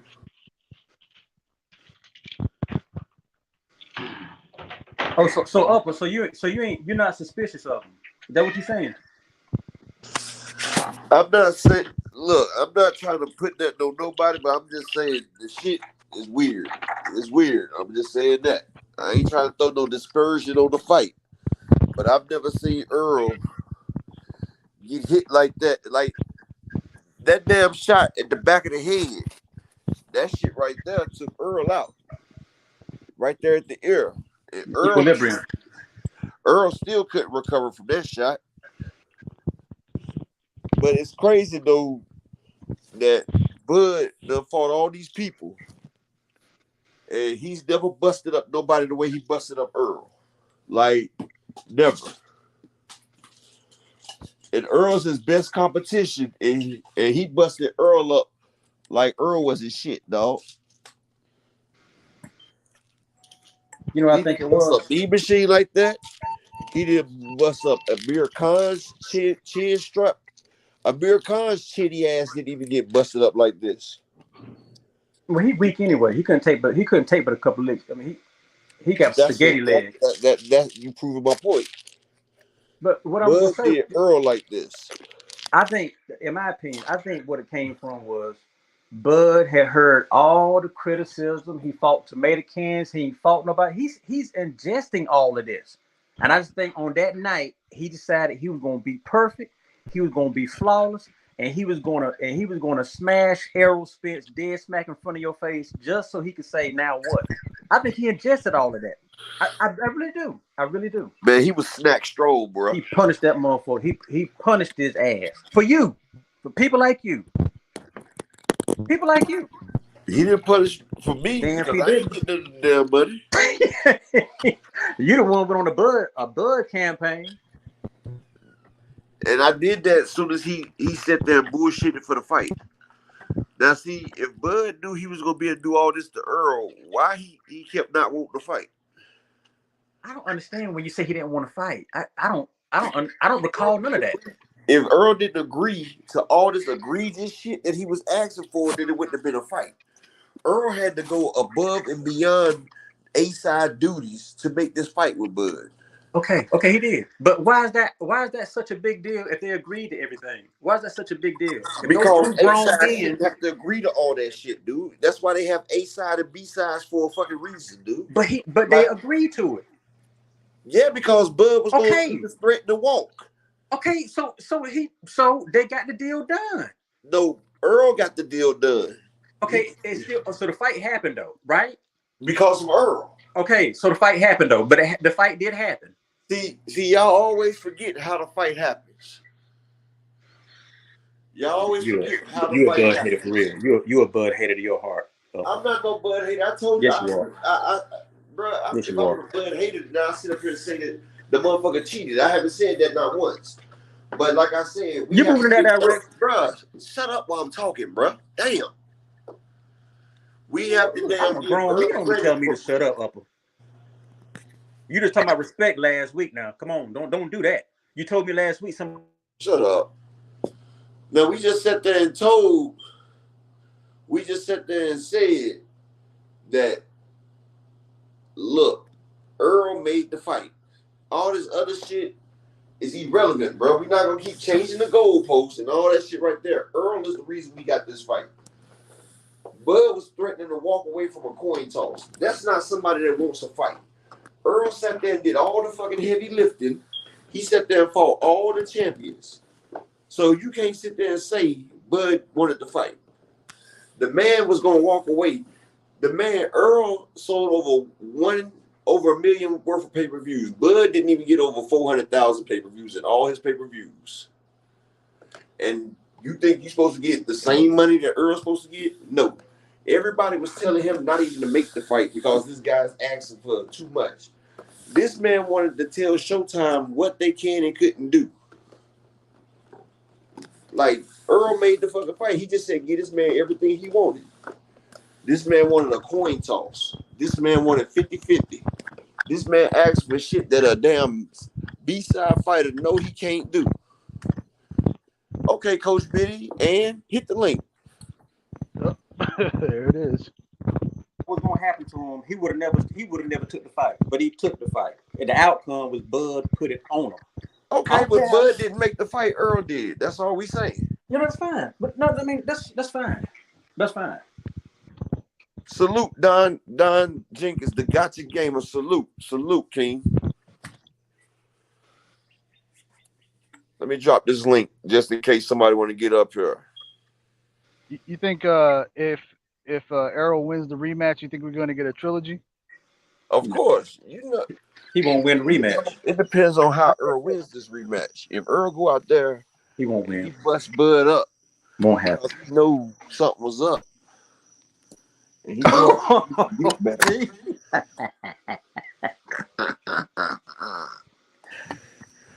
You know something, Coach Biddy? I bet Bud still the B-side to Earl Spence because Bud still can't sell. His fans don't buy shit. Here come the hater. Hey, watch this right here. I took this. Okay, how many Bud fights have you bought? How many Bud fights you bought? Just listen to him. Let my brother listen to him. Listen to him. Y'all think I was lying about this? Listen to him. Hey, bro, how many Bud fights have you bought, Sid? I bought all his fights. What's all his fights? I went back as far as Jose Benavidez. That was free TV. Okay, but it don't matter. What was Bud's pay-per-views? I don't care about the money. No, you saying you bought his fight. I don't care about the money. Spence got his ass whooped, Upper. That's all I care about. No, I now you don't want to talk about that. Because he got his motherfucking ass. So you've never bought his pay-per-view? So you never bought his pay-per-view, right? He got beat. That's the look at the outcome. Bro, I'm asking questions. The hell with the money. What was the outcome? So you've never bought a Bud pay-per-view? It don't matter what I bought. What was the outcome? So you never bought a Bud pay-per-view. You're not So gonna answer the really, question. You're not so gonna you've answer the never bought a. question. I told y'all I was lying. I told you my upper. Listen, upper had a whole upper. I'm not interrupting you, so I'm talking about bro. Well, mute Upper your had a shit. whole Mute your shit while you talking in thing. the background, bro. He had a Mute your shit. goal. I mute you while you in the background. You talking about me? Nah, I muted him because he in the background talking. Oh. When Akello salute King, he done talking in the background, he can hit the unmute button. We not trying to hear him talk in the background. Shit, the hell. Salute Michael Allen. Salute. I'm King. back. Yeah, we not trying to hear you talk in the background. Just mute yourself when you about to talk in the background. That's fine. What's fine? I know you like to change the goalposts too, but I'm still gonna stay with the same thing. Tell me We when can I talk about money. Listen. Tell We me can talk where I about moved the money. goalposts. Listen. We can talk about money all you want to. Ain't nobody You can talking talk about about money. What I'm pay-per-views all you saying want is, to. You can no, talk about that's not, pay-per-views all you want dude. to. Dude, Errol don't try to Spence keep, is the 40 bruh. nobody. Bro, look, you talking over me, bro, on my platform. Listen, this is what I'm saying. I respect it. This is what I'm trying to explain to you. The dude sat there and said that Bud was the A side, and I said no, he's still the B side because Bud fans, like you just proved my point, don't buy his fights. You haven't bought a Bud fight. Everybody claim they Bud fans, but nobody buy his fights. What's your point, though? What's your point, though? But you sat there and lied to me and the platform talking about you bought all his fights. But you don't even know which fights he had pay-per-view. You never bought a fight. I've had people invite me over other people's houses to watch the fights. Well, what was the pay-per-view fights then? What was they? I saw that. I saw the Jeff Horn fight. I saw the Benavidez fight. All those are free TV, bro. Who was your boy from Africa? Those are all free TVs, bro. I can't. Let me help you out. I lean. Hey, hold on for a second. Hey, hold on, Mr. Weatherman. Hold on for a second. You said what, Bo? Hold on, no. Listen, this is all I'm saying. Upper don't want to admit this, but on some lowness, he really is a Bud hater. And on top of that, he's in total denial of what happened to Errol Spence Jr. Let me explain something to y'all. I'm not getting off. I'm just making a point. I'm not gearing off. I'm just making a point. If somebody was to say, like for instance, people keep saying that Drake doesn't write his rhymes. He don't write none of his rhymes. But the average music fan really don't care about that shit. You know what they care about? They care about the quality of work. They don't care how it got done. They don't care what deal got made under the table. They don't care what happened behind the scenes. I don't give a damn about the money that Terrence Crawford got. I care about the quality. Don't interrupt me. Don't interrupt me, though, dog. Don't interrupt me, though. No. Bro, you doing a lot of talking, bro, but you're not listening. Like I said, the dude said that Bud Crawford was the A side. And I explained to him that he's not an A-side fighter if y'all don't buy his fights. And you proved me wrong. I mean, you proved me correct. You didn't buy his Victor Postol fight. You didn't buy his Amir Khan fight. You didn't buy his Sean Porter fight. You didn't buy his David Avanesian fight. You haven't bought none of his fights. I bought all his fucking fights. That's what I'm saying. So how can Bud be the A-side if y'all Bud fans don't even buy his damn fights? A-side means that you bring in the money. Errol still got fans that still gonna pay for the money. That's what I was trying to explain to you, but you act like you couldn't understand that shit, dog. Like, damn. He cut out though, didn't he? Now he left. He said, I'm talking over him, but shit, nigga, I'm sitting here talking. You keep talking about some dumb shit. You know, I mean, I think a lot of. But you see that though, Bo? At first he talking about I bought all his fights, but then he started naming free TV fights. Like, nigga, you didn't buy shit. Yeah. I mean, he just, you know, like I said, man, it's just right now they're still at the point where they're trying to collect some sort of credibility off of his win. You know, whether that's by whatever means, they're gonna just claim that as a victory for their own. You know, he's the one who won the fight, not you. The only way you won is if you bet on the man, and you know, otherwise, and you want me to tell you what's crazy, Bo? All these Bud fans ain't even Bud fans, bro. They just hate Errol Spence. That's all that shit is. They just waited. Most of them probably Keith Thurman fans, honestly. because they was just waiting on him to lose. That's all. If Bud would have lost, you'd have seen a lot of motherfuckers jumping on the bandwagon too. Motherfuckers just love to damn criticize a person when they're down. You feel what I'm saying? Yeah, That's all they man, do. I try to just like think about how I would be on the other end, but on the for some people, man, like I'm used to with this they don't shit, have bro. as much So they don't have as much experience as you and I do, maybe watching boxing and going through the ups and downs.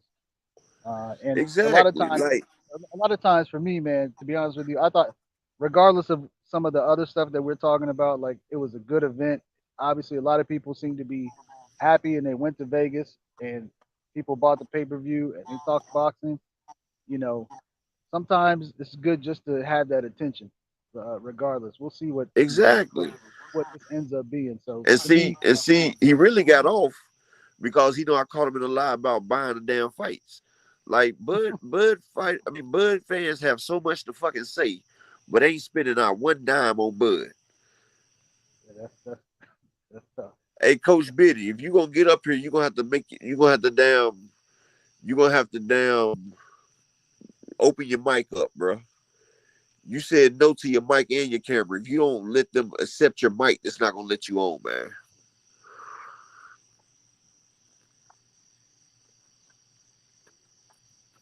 So try again and allow your mic.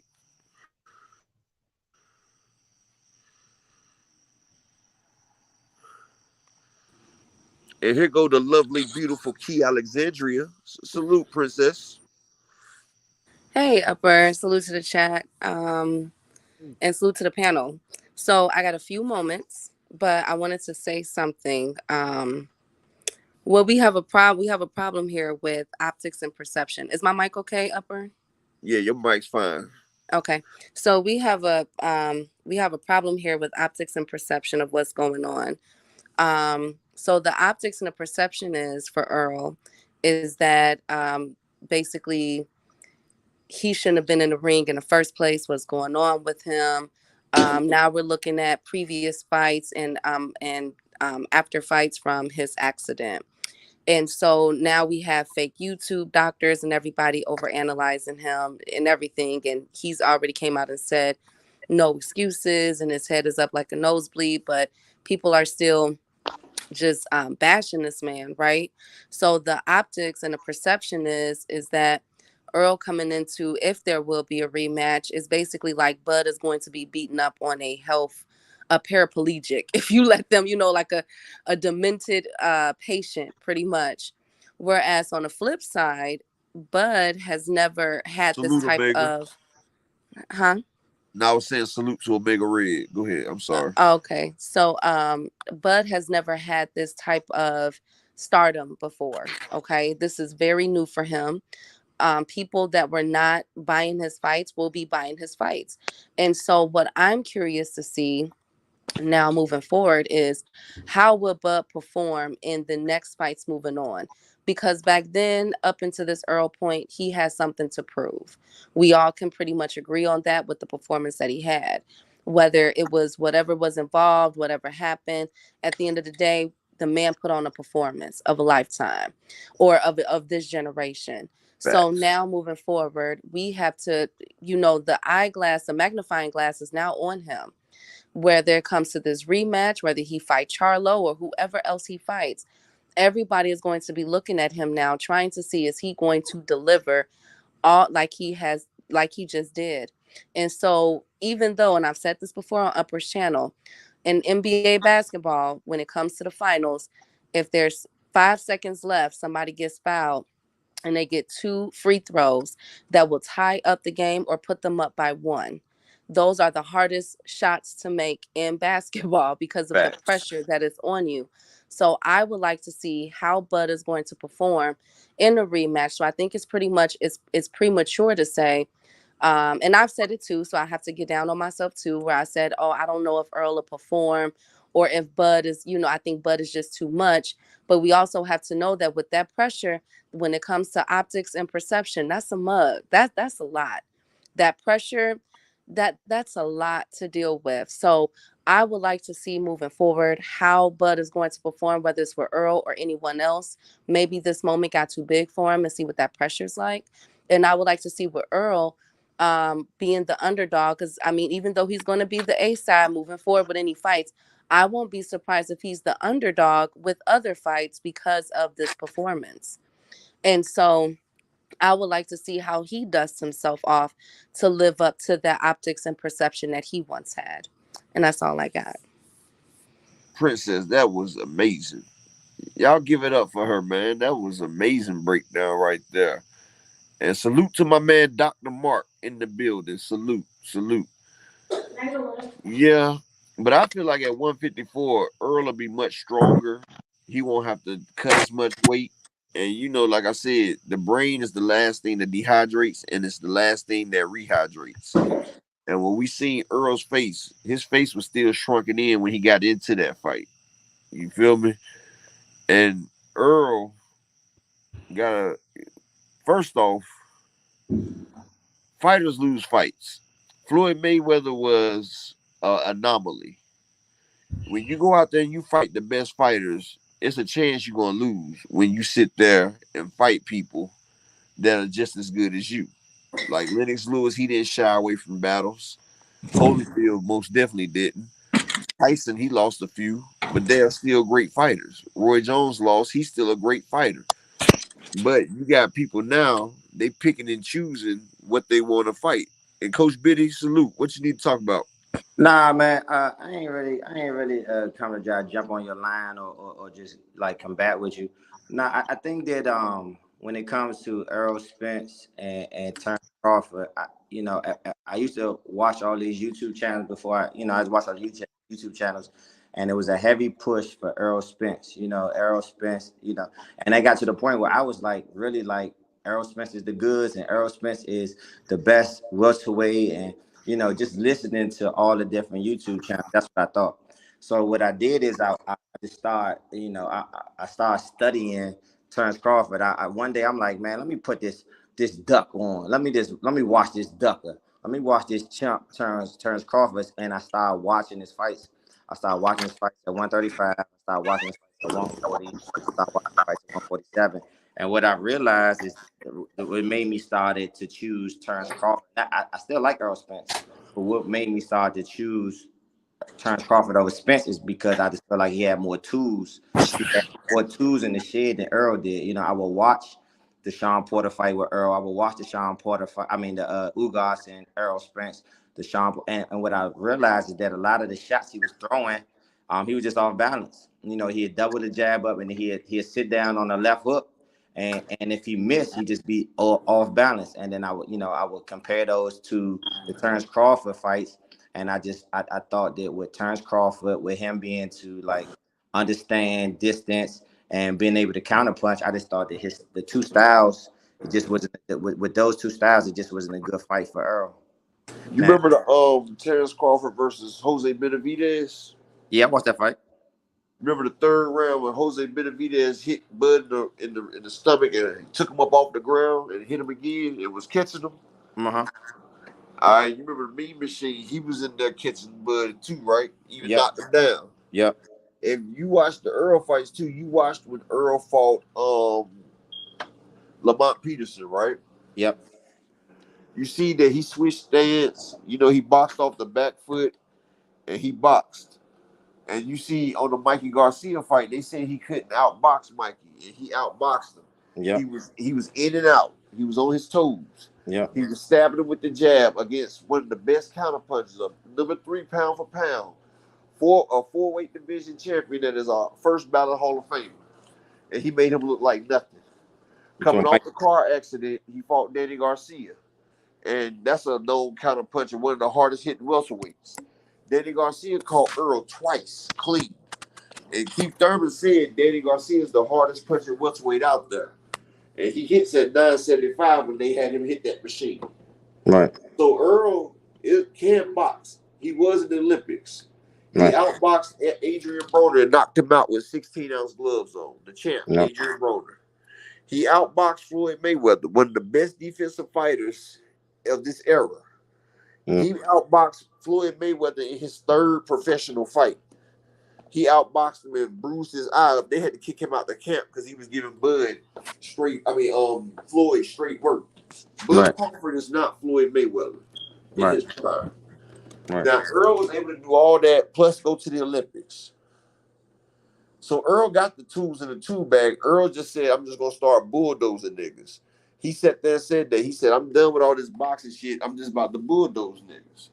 Right. So Earl, he has the tools. He just chooses not to use it. Like Jermell Charlo. Jermell Charlo has great lateral movement, but Jermell Charlo sits down on his shots now. You Right. know what I'm saying? And if you watch Earl, you watch from the ring walk. Earl didn't look right. No. His balance was off. His eyes was glossed over. The man couldn't get his balance from the second round. Now, I don't know if that shot Bud did to the back of the head behind the ear was the cause of it. Right. But I know after the second round, Earl was on skates the whole night. Like Yeah. he was slipping on ice. Yeah. So that's what I'm saying right there. It wasn't the same. Like, that's why people in the uproar, because we used to see Earl. We used to see Earl be very durable. We Right. seen Earl take big shots from everybody. Now, Right. you honest, right? Yeah, I'm honest. Okay, every time Terrence Crawford hit Earl, right? Mm. Now, be honest, them shots was doing damage. Did you see it? Yeah, I seen. Did you see Earl try to get away from them shots, right? Yeah, I seen him try to. Yeah. Now, this is the same Earl that's very durable, that's done took shots, that done flew out a Ferrari going 80 to 100 miles an hour. Earl that'll go in there and fight and don't give a damn about the opponent. Right. We seen Bud box with motherfuckers for 10, 12 rounds and not do half the damage he was doing to Earl. Right. Like he was damaging Earl up, and Earl at one point was trying to shield from them shots. Right. Like even when he hit Earl in the body, Earl about jumped out his skin when he got hit in the body. Right. Now this is the same Earl that spars with light heavyweights, middleweights, and all that big punchers. He also spars with Jermell Charlo. Right. How did Bud get that strong to make EJ hop up and try to run from his shots? That's what we was talking about. Right. I think that the second round, even though like I feel like it was at the end of the second round, but when I watched that knockdown, even when he got up, his legs looked a little noodle, like they looked a little wobbly after the first knockdown in the second round. Now, me personally, I think that if it was another minute in the second round, Terrence would have probably stopped him. He just when he got up, even though he got saved by the bell, I think the Terrence would have stopped him in the second round if it was some more time because he just still looked hurt. And I think it's just like the Jerry Hurd when he fought when he took his first loss against goddamn he was doing all right. Then he got hit on the top of his head by J Rock. When Jerry Hurd was fighting J Rock, he looked good. He got hit on the top of his head, and then for the rest of the fight, he just didn't look right. He got dropped by J Rock. Even though he popped right back up, he just didn't look like his feet was up under him. I think that when Earl he popped right back up, but when he got up, I don't think his feet was under him. So from the third round to the end, from the third round moving forward, he just didn't look like his feet were like up on him. He looked like he was hurt, but he was still trying to fight through it. And I think that's the reason why he got caught with so many shots. And that's why he was reacting the way he was reacting to all those shots. Like Zab Judah, when Costa Zoo knocked him down, he hopped back up and then fell again, right? Right. I mean, I don't think nobody thought that the fight was going to end. Like even people who picked Terrence Crawford, nobody expected the fight to look that bad. I think that people expected Terrence Crawford to win, but I think that once when that first knockdown and him just looking drunk, I just think that made Earl look the way he did. I think that if he don't get that knockdown, he don't get that flash knockdown, he don't get punched in the back of his neck or back of his head. I don't think the fight end like that, but I still think. Me personally, I still think Terrence Crawford just won. I think Terrence Crawford beat him. I just don't think the fight end like that if he don't suffer that knockdown in the second round. I mean, I understand, but like I said, I've seen Earl take shots from the best of them. And it seemed like every time Bud landed a shot, Earl would brace up like, damn. Like even, like every shot. And people, I'm not saying it, but people saying that he didn't even take his gloves off until he got back to the back. Oh yeah, I ain't see that. Yeah, we got people that sit there and say he ain't take his gloves off in the ring. And usually a motherfucker take them gloves off in the ring. They Right. said Derrick James was trying to feel his glove and he pulled away. You Oh feel me? yeah. Right. Right.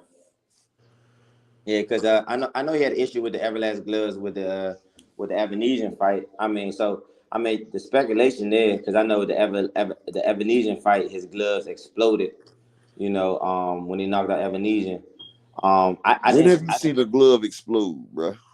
You said what? When have you seen a glove explode? Right. Right. Yeah, I Ex- mean, so the discrepancy there, I think it make it good for. I think it make a good story for a rematch. I just think that exactly. I think it make a good story for a rematch. I just don't think I just don't think that he got a. I don't think he wins. I don't think he win a rematch. I don't think it end the way it do. You know what I'm saying? I just don't think he win a rematch only because Bud can counter. You know what I'm saying? He understand distance. Earl He is the king of distance. Like before this right here, Earl would keep distance. You can't get away from Earl because if you go back, he go forward. If you go forward, he go back. You go left, he go right. He's the king of keeping a fighter right there in front of him. And now see, Earl was the smaller fighter in that fight. Usually Earl blows up to at least middleweight. Bud was a middleweight while Earl, he looked like he was only 5 pounds bigger than the weigh-in. right. Like his face was still drained. Like it was just an all around bad night for Earl. Yeah, Honestly.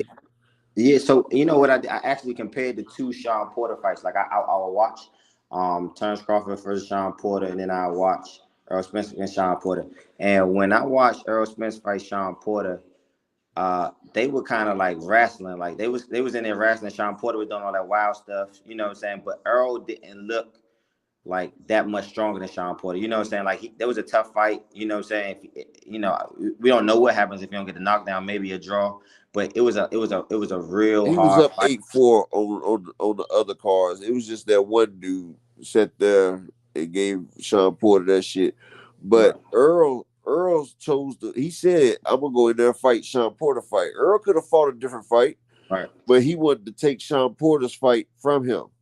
right, But you got to realize Sean Porter had a 6-month training camp, and he had 5 coaches in there. He had Virgil Hunter and like 4 other coaches beside his dad in there. They was planning for 6 months for Earl.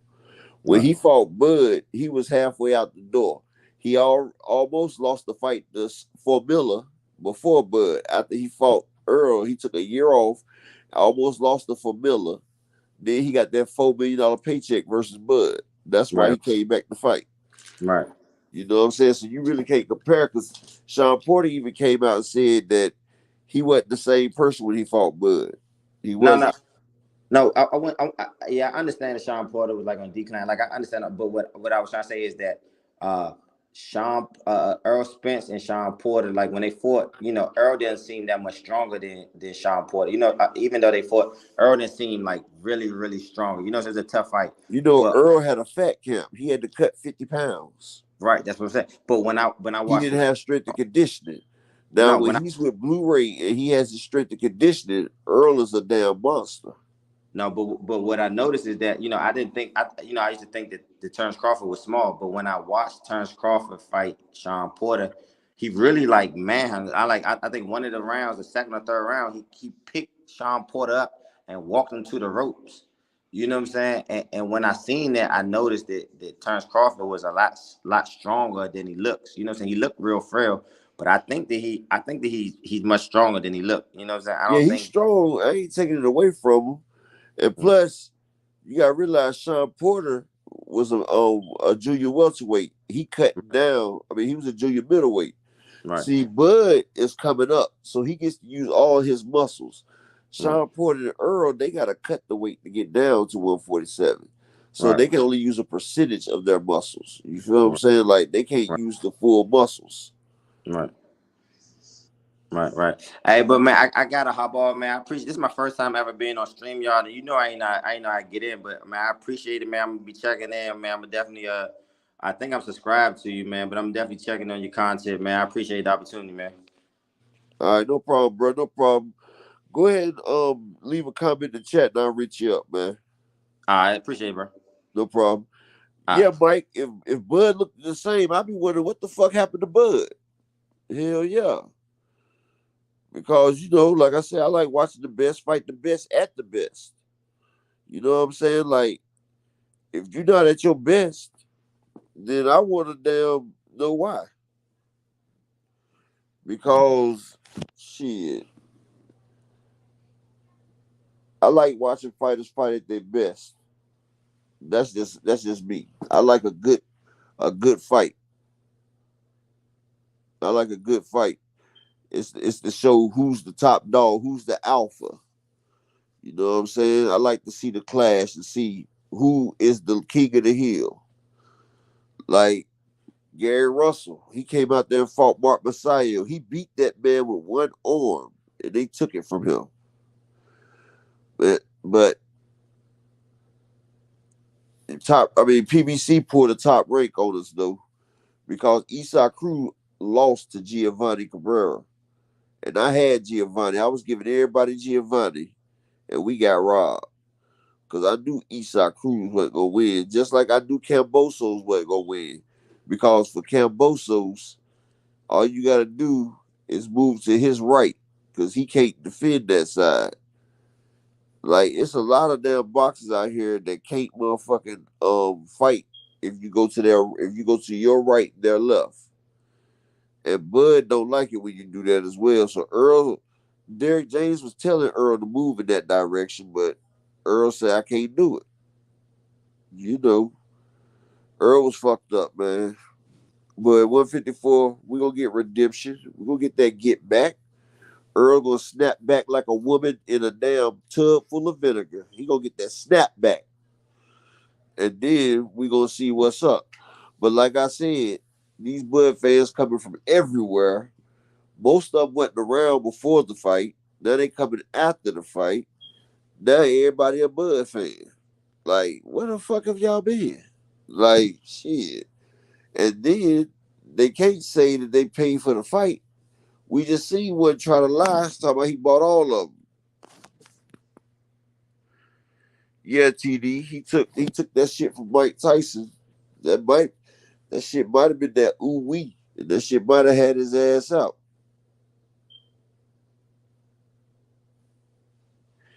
Yeah, Antoine, I think he wins the rematch as well. I think they trying to get a trilogy going. Cause shit, who else really is Bud gonna fight to give him that type of money? I mean, Jamel Charlo a good fight, but Jamel Charlo ain't got pay-per-view numbers like that.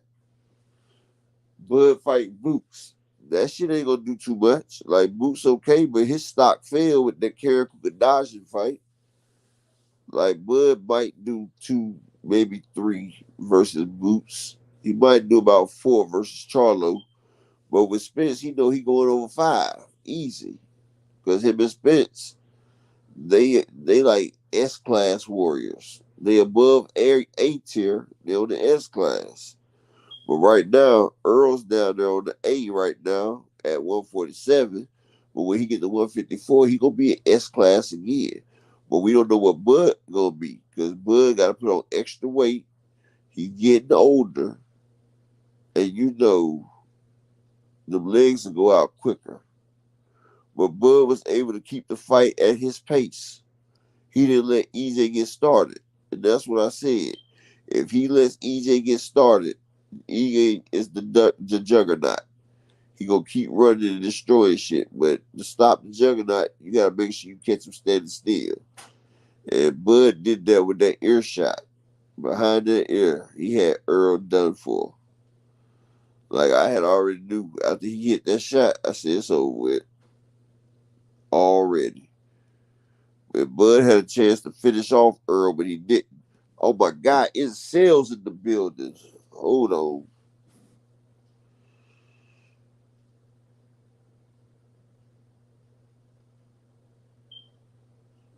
Salute to my guy Incel.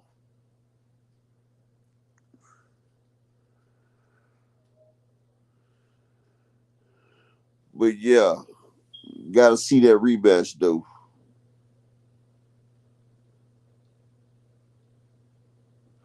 But yeah, he need to get with Michael Allen. He got to get with Blu-ray. If he don't get with Blu-ray, then it's crazy. Detroit BC, salute my G. Blu-ray, like he said, he turns men into machines. So he needs that Blu-ray action. At least that way he'll be the strongest. He'll be his strongest because it wasn't shit strong about Earl that night. Like I said, when he tried to bull rush Bud, Bud sat right there holding him back like you hold your girl when she mad. Like, girl, quit playing. Come on. That's the way that shit seemed. I'm like, damn.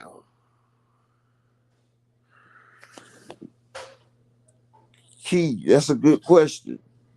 But Blu-ray said they still good. Like, Blu-ray worked out with him for the Manny Pacquiao fight. And it didn't happen. So he worked with somebody else for the Ugas and then used the same person on Bud Crawford.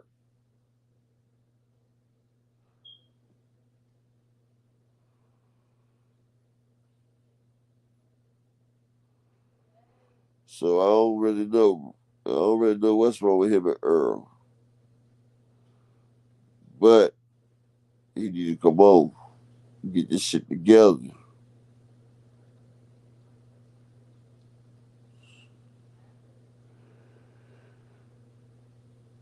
But yeah, like I said, we can't take nothing from Bud. He did something legendary that night. And he's the first two-time undisputed male in the history of boxing. I'm glad he did it before Monster Inoue. Because if Monster Inoue would have did it, we wouldn't have never heard the end of it. Because they love to cheer for the outsiders more than they do the Americans. So, you know how that shit is. Where my guy Incel go?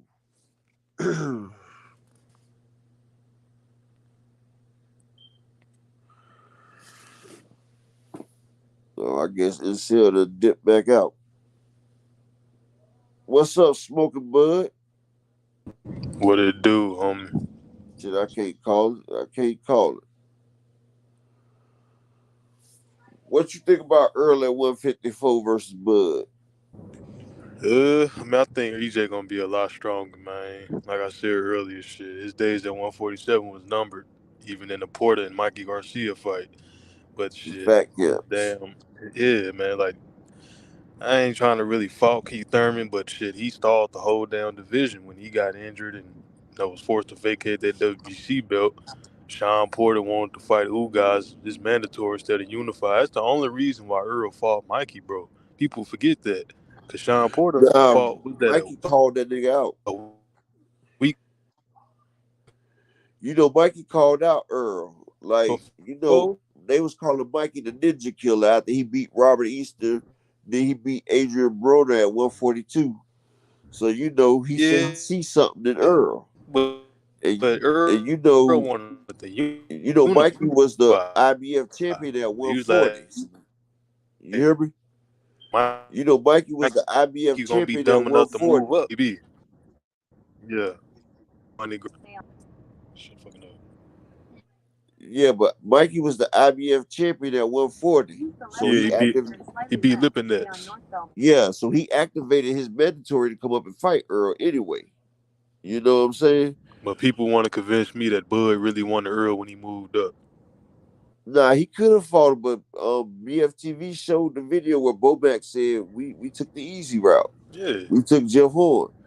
But Bud was calling out Thurman, man. Thurman was the man at that time. yep, Bud didn't start calling out Earl till after Black Fight Fan and the LDBC started pushing that fight. Yep. Salute to them But brothers, man. Mikey Garcia was Earl's biggest payday before Bud Crawford. Him and Mikey Yep. both walked away with 17 million. All facts. Yep. But I think Earl gonna be strong at 54, man, for sure. Sharper too, and he gonna have his legs under him. That's just my opinion. Obviously, we gotta wait and Ramon and see. Emily, salute. Yeah, the 4-belt era. Terrence Crawford the first to do it in the 4-belt era. Yeah. Because I know Lennox Lewis and Tyson both was undisputed. I mean twice, but we talk It about the wasn't the full 4-belt belt. era. Yep. I'm just waiting for them to turn the WBO. I mean not the WBO, but the IBO belt into a major belt. Because Kambosos just robbed old boy for the IBO belt. When he got his ass whooped, Kambosos won 2-3 rounds at the most. And I bet it against Kambosos' ass. And I got robbed too. And he talk about, I won the fight. I won the fight. No, Kambosos, you got your ass whooped, damn it. You got your ass whooped. Yeah, they know it, man. Pre-robbery. Yep. But shit, Bud and Spence, they got that controversy. That's what sells a second fight. You know what I'm saying? And at 154, you know, expect Bud to look like he looked at 147 when he first came up versus Jeff Horn. You know, he's gonna be getting accustomed to the weight, and he's not gonna be as quick as he was. No, that's 7 pounds gonna make it. But Bud might come in like at 152 or something. You know, when Floyd fought Canelo, it was around that weight. Yeah, Errol might come in at like 165, like 170 on fight night. Oh yeah, for sure. Yeah, all things Bud did have some super. Man, look, whatever Bud did this training camp, hey, he need to bag it up and market it and sell that shit because that nigga punches was on fleek that night. Well, his punches was just doing everything a punch supposed to do. Like he was turning over every shot. Yeah, he was sharp as a tack. Yeah, I'm talking about how he was busting up Earl every time he hit him. But everybody in here, I want y'all to go watch that Cotto versus Margarita fight and tell me if y'all see something. That's You all I'm said saying. Cotto Margarito? Yeah, part 1. Oh yeah, we already know what happened with that. But yeah, it was a great fight. You can't take no excuse and take nothing away from Bud. You can't make no excuses because once you enter the ring, Yeah, got to you defend signed yourself. up for it.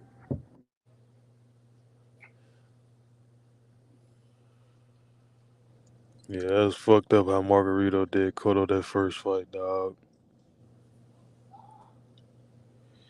Yeah. But shit, we've been in here over 2 hours, man. 2.5 hours. I appreciate each and every one of y'all that came out here. If you missed it, hit the playback. Y'all make sure y'all hit that like. And before we go, we about to blow this shit, dog. I appreciate, respect, and love all y'all out here, bro. Like I Salute.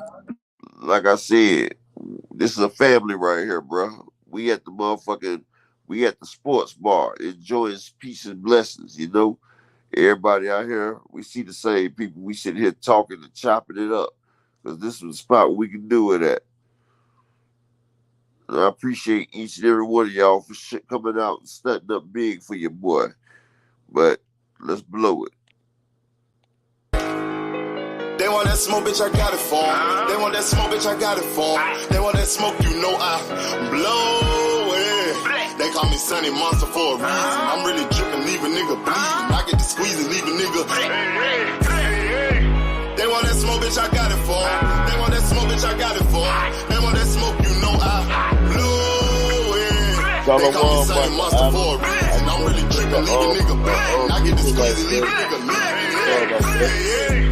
Raw Molly got me all up in demon mode. Mouth moving like I done put clean in my nose. Trying to catch me up, I can leave with some hoes. He standing straight up, watch I make him lean with this pole. Would've thought he was closed, how that heat made him fold. Thought it was a game, he won't think no more. His brain's gone, nigga. It be exciting when I get to striking. Guns sound like thunder, hit you like lightning. Fight for your life, we don't do no fighting. We really hit it, nigga. We worse than savage, they calling us Vikings. Police be riding, we still be sliding. Told you we hitters, remember the time. They want that smoke, bitch, I got it for 'em. They want that smoke, bitch, I got it for 'em. They want that smoke, you know I blow it. They call me Sunny Monster for a reason. I'm really dripping, leave a nigga bleeding. I get to squeeze and leave a nigga bleeding. They want that smoke, bitch, I got it for 'em. They want that smoke, bitch, I got it for 'em. Sunny Monster for a reason. I'm really tripping, leaving nigga bleeding. I get the squeezing, leaving nigga bleeding. How about I leave them holding like the Bible? AR-15, that's a high-power rifle. A in the army and assassinate rivals. Break that shit down, nigga. AK or anybody kill. Hop out, get the drilling and spilling. 7.62 gon' split em. FN, that's for any fuck nigga. You a plug, then I'm pulling up, nigga. You my lunch, eating bullet for dinner. 5.0, eat 'em up. SK, smoke killer for show. Drum rounds and cripple ops Draco. I got them all, you don't want no. They want that smoke, bitch, I got it for. They want that smoke, bitch, I got it for. They want that smoke, you know I blow it. They call me Sunny Monster for a reason. I'm really tripping, leaving nigga leaving nigga They want that smoke, bitch, I got it for. They want that smoke, bitch, I got it for. They want that smoke, you know I blow it. They call me Sunny Monster for a reason. I'm really tripping, leaving nigga bleeding. I get the squeeze and leave